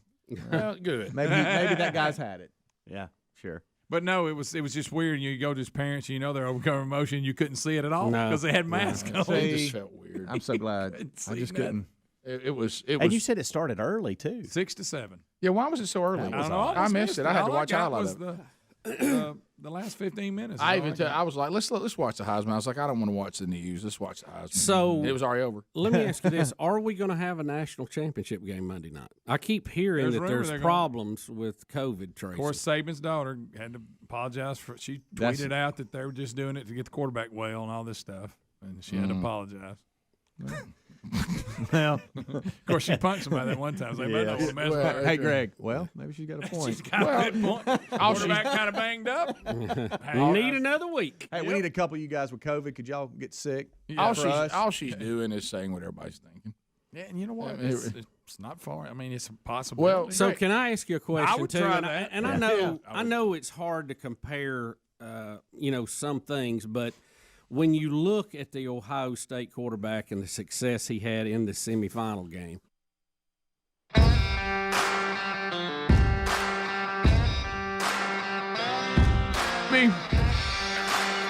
10 minutes to the top of the hour. Hello, Golden Ticket seats. They're in the Golden Ticket seats today, Bubba. We've got Michaela and James Ring, Scott and Amanda Tierce, Dana and Alan Reed. Yep. All in the Golden Ticket seats today. A $50 American Express gift card courtesy of Dr. Thomas Dudney, our family dentist. And, Bubba, I need a number between 1 and 6. 1 and 6. What about lucky number 4? Number 4, that is Dana Reed. Hey! Dana Reed! Dana $50 American Express gift card. Yep. So it looks like that lunch is on her. Update in the break. Can't wait. Update in the break. Oh, hell. Let me get my glasses on. So Rick. am I Get them saying, fine looking. are we an optometrist or an ophthalmologist? Okay, I got you. Your ops manager for optometrists. So you've been around a lot of eye work. So Helmsey, after his And this is looking good. yeah, after his his touching story. When Helms said that the girl's name was in the glasses, that just everybody raised an eyebrow on that. Well, God love him. He's trying to be. Never seen that. He's trying to do the right thing, guys. That's it. So he rolls over to Your heart's in the right place. to the ops Thank you, Bubba. manager for an optometrist, and she takes a look. She says, "That's not someone's name. No, that is not someone." What did she tell you? She said it's the color. So you're So read it off. you What does read it it out say? to somebody. It's the color of the glasses, and here's what makes this even worse. This is Is gold. I found somebody on Instagram with that name. with this name. The and name I of the sent him color. a message this morning. Greg, this is who I sent a message to. Take a look. Oh my goodness. It's like a girl just cut our hair. And I See what I mean? Who suffers, Bubba, when someone has root? You know what I'm talking The about? one's closest. oh yes, it does. You were scared of her. Yeah, I sent her a message and said, "Hey, I believe I have your glasses. They were left." Hey, her at the tennis boyfriend. course Her at Jackson boyfriend's gonna State. see that and like break up with. And Who you been cheating with? You And think so- her and Kip broke up off Napoleon Dynamite? Greg, you don't have to say everything comes in your mind. Well, Am you I have root wrong? Tourette's, you do, don't you? I don't even know how to pronounce. Apparently, the first, he has to pick up his medicine wherever you're taking it. Greg, you have a ride. Leave it alone. Okay. I'm yeah, good. it's okay. so anyway, Get a little stuff so out. so Already this did is I thought that was the You know, the good news. person's name, and it's the color of the So glasses. there's a person But you're there's- stalking now. But there's a person on Instagram that has this exact name. Don't think it's one letter off. It's exact to a T. And are Just you- showed it to Greg. and are you telling them, I think I have your glasses? And I sent a message to Where'd them they go early from? How do this you morning. say this word? How do you say it? I don't know how to say the last name. Do you know how to say it? No. Okay. The first name is Shy, SHY, All right. and then Good gracious. He sent a D'Amber, maybe D'Amber, Yeah, that's Did the you happen color. to Be a notice? professional Demia dancer. Amber. Did you happen to notice where they live at? Or No, but it came up pretty quick, and I thought, well, she's probably following a bunch of the same people around Jacksonville that I'm following. Hey, It came up so quick. hey, good news. But no, you here's get a- to keep them. No, here's mean- what's even better. Here's what's even better, is if this will now develop a life of its own, like y'all talked about. Yeah. You know, her boyfriend goes, "Why does this guy ask you about your what's glasses?" it- Well, and here's what I did. where'd you leave your glasses? What were you doing at the Here's- tennis court? Here's what I did. I actually sent the message from Lavonda? the women's tennis account. So Oh, that's even better. So it would try to make her think, if she's looking for her glasses, they found my glasses. She never thought some guy'd be wearing them. You're right. No. What's this dude? Is he transitioning? So let me say this now. Anyone that is at Jacksonville State or have been on the tennis courts the last week Yeah. and left your glasses, I have them. You took him. And if they're what color? Shy D'Amber. with a tortoise shell look. Were, Yes, were that's they, a tortoise in, shell were they in look. an area that looks like they just dropped them, like they had them in their bag or something? That's possible. Or they They just were- look like they might have set them down. So there was a bench Doing a little sitting bessie. there where you would sit down, Oh, okay. but the fence in between, and so it probably came out of a bag or something. Went and back then, and looked for him, probably. but it was on the other side of the fence, Can't see. laying next to a cup, Powerade cup. Okay. So They, You didn't use the cup. At what right? point do you threw it think away. they got home and then, I forgot my glasses. I'm going to go back, and they were Yeah. gone. I wish he would have wore the glasses while Well, there was drinking out of the cup. there has not been anybody out there the last 2 days because of the storms, other than us. Well, So, if you were out there, somebody's Greg, been out you there. dropped your glasses, you were slightly dehydrated. when Dana You were told pushing water. when Dana said that it was the color, that's our golden ticket. Yeah, I signal. was pretty embarrassed. If I could have had a picture of your face Yeah. when you realized That was a bad moment for me. I mean, he's been. I was the fact When that he's you been when you messaging somebody. said I her was- name was in there, she was shaking her head no. And I was hoping Not a she'd go, common "Oh thing. yeah, we do that all the time." That's what I was. The hoping, closest you clearly. got is when So I was people- hoping she'd say, "That's a weird name, but that's that's a common thing." Mr. Burgess, you like for us to customize your glasses before you leave? I've never been asked that. Never. Yeah.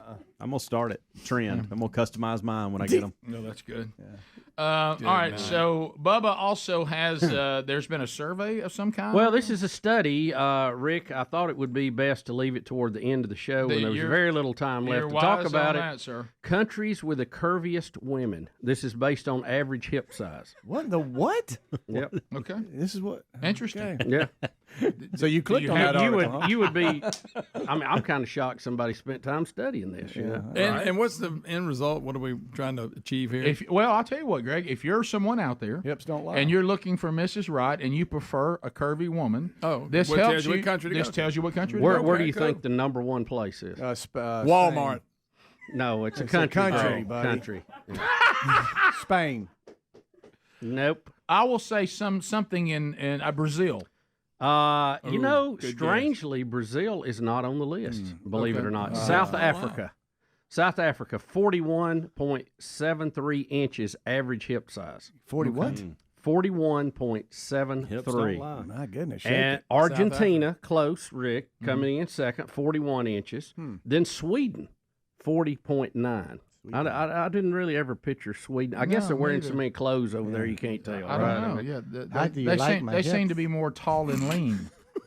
I don't think that's how was Swedish that? people talk. Here he goes trying to do an accent. The man of 1,000 faces is attempting a Swede No, accent?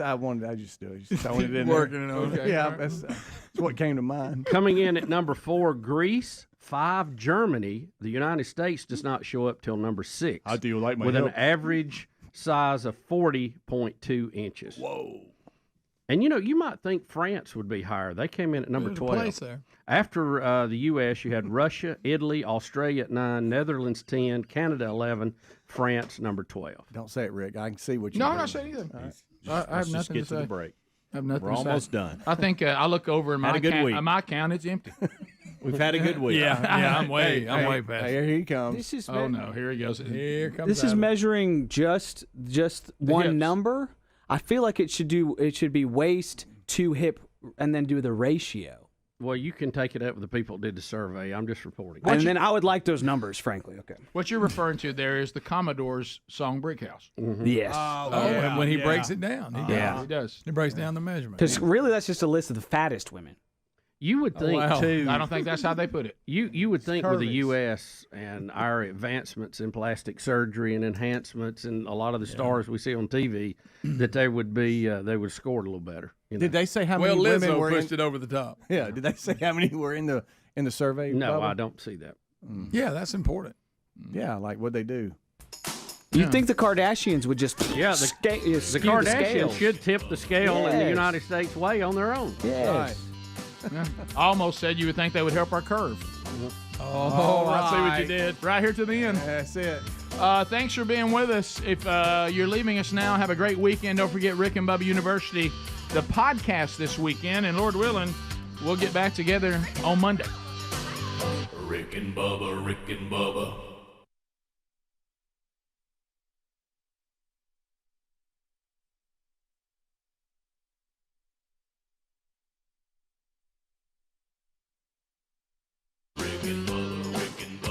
This is the Rick and Bubba Show.